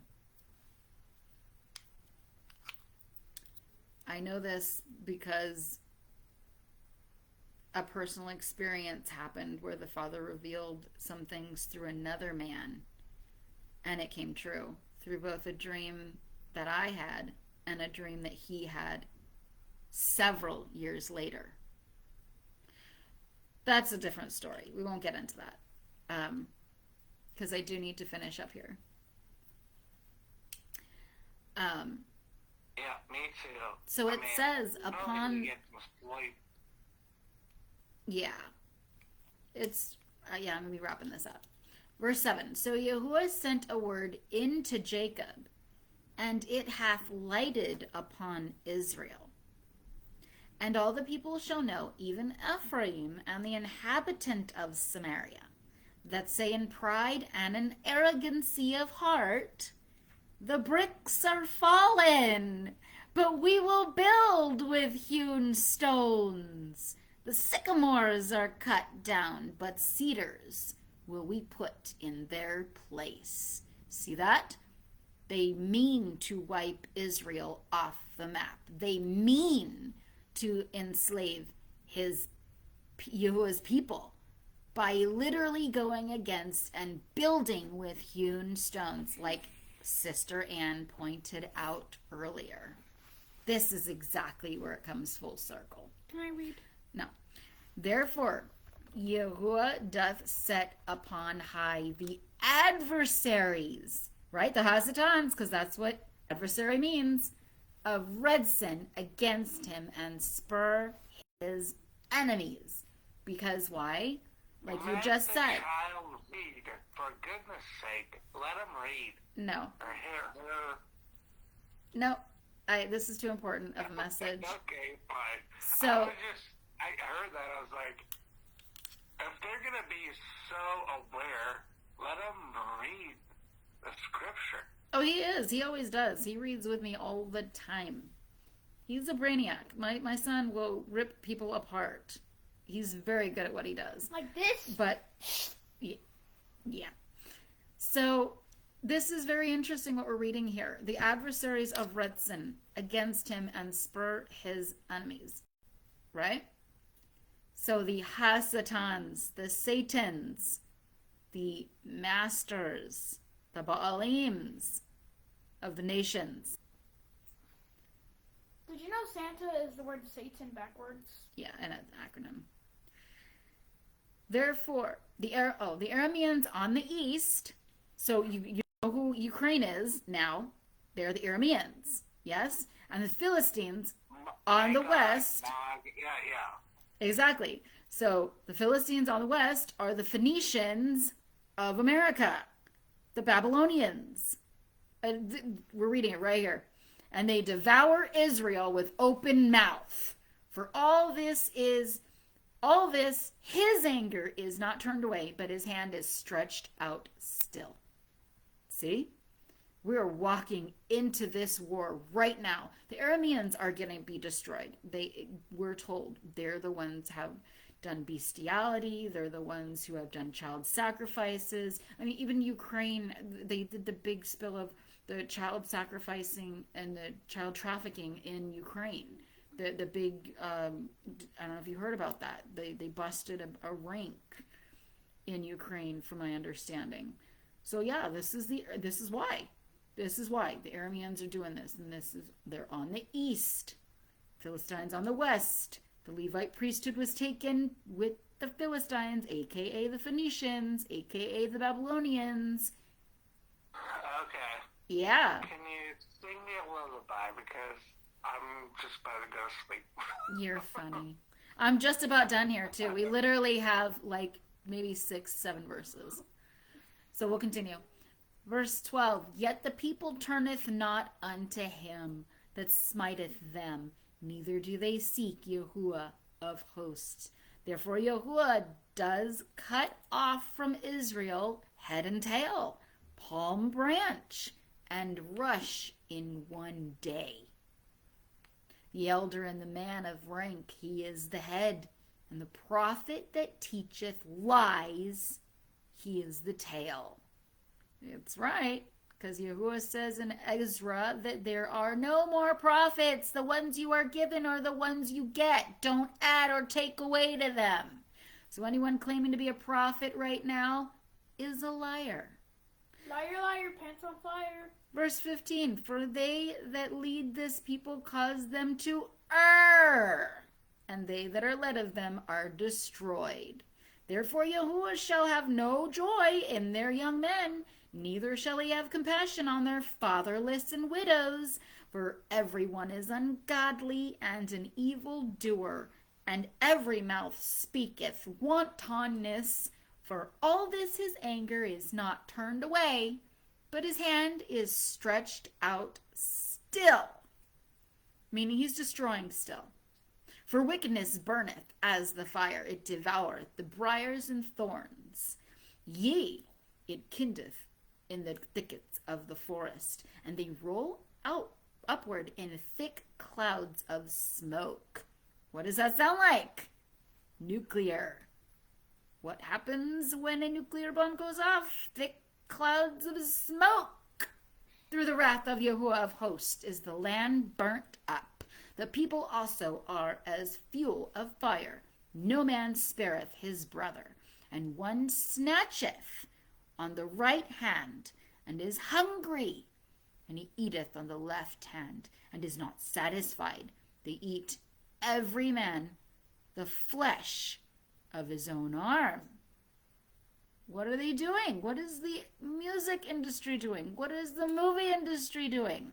I just watched a video on X where this girl ran out of a Hollywood party saying they're eating people. Come on. Let's be smart about who's in power. Those Zionists are the ones who are in power over all of these industries, and they are leading doing these very abominations. Verse 20. Manasseh and Ephraim Manasseh, and they together are against Judah. For all this his anger is not turned away, but his hand is stretched out still. So who are those in the land who are supposed to be serving the Father, but have turned to Manasseh and Ephraim's way, to come against scattered Israel as they enslave them and destroy them? Their roots have been exposed. These are who the Zionists are. Manasseh and Ephraim. Ephraim and Manasseh, one and the same. The kings that rise up, right? The beast that is of the first beast, I believe it is the fourth beast, something like that. Don't quote me accurately, but that's what that's talking about. These are them. These are those beasts that rise up as one as the other. So you can see, this is not no Jesus character story. This is a story of you as scattered Israel being plundered so badly. If you do not understand your position and return back to the Father, you will endure all of these punishments that Manasseh and Ephraim as Manasseh, as the beasts of one of the other, will put you through. It will be another Holocaust, an American Holocaust to be exact. Now we know why there was a Jewish Holocaust. This very reason. They didn't want to listen to instructions. And so war came, and they were taken and enslaved and put in these camps. Just like they're about to do to Palestine. But will the Palestinian people realize their identity of who they are and play the victim? Or will they stand up and wait for Yahuwah to rectify them? Because the north is coming against Israel to do what they have to do, to free the Palestinian people. But at the same time, they come to destroy and kill. And Yahuwah says you need to stop. But they don't, and this is why Gog and Magog are destroyed as well. This is why you have Armageddon. This is why Revelation is being played out, because they're literally created the playbook off of a civilization from the past that was destroyed, and they used their playbook to do it. So much here. So much to attest. So much to think that you can test. But it won't happen because the Father leads alone. So, with everything said here, Shabbat Shalom, everyone. May the Father give you insight into His character and His knowledge and His wisdom and His counsel, and bring you back to His ordinances and His statutes, His decrees and precepts, and have compassion and mercy on you, to allow your eyes and your ears to see and hear Him before He decides to close them all on everyone who will not heed back to His doctrine. There is a time limit here, a time crunch, if you will, to get this message out. With that said, I pray that you all have a wonderful night, evening, day, wherever you are, and that this Shabbat has been a blessing to you, for you now have an understanding of Isaiah's 5 children's names. And Christianity, Yehushianity, Yeshuanity has now been debunked. So come at me, bring it, because this is the most powerful video I think that Yahuwah has done yet. Shalom, everyone. Do we have a live video? Oops, it's not ended here. It's still going. There we go.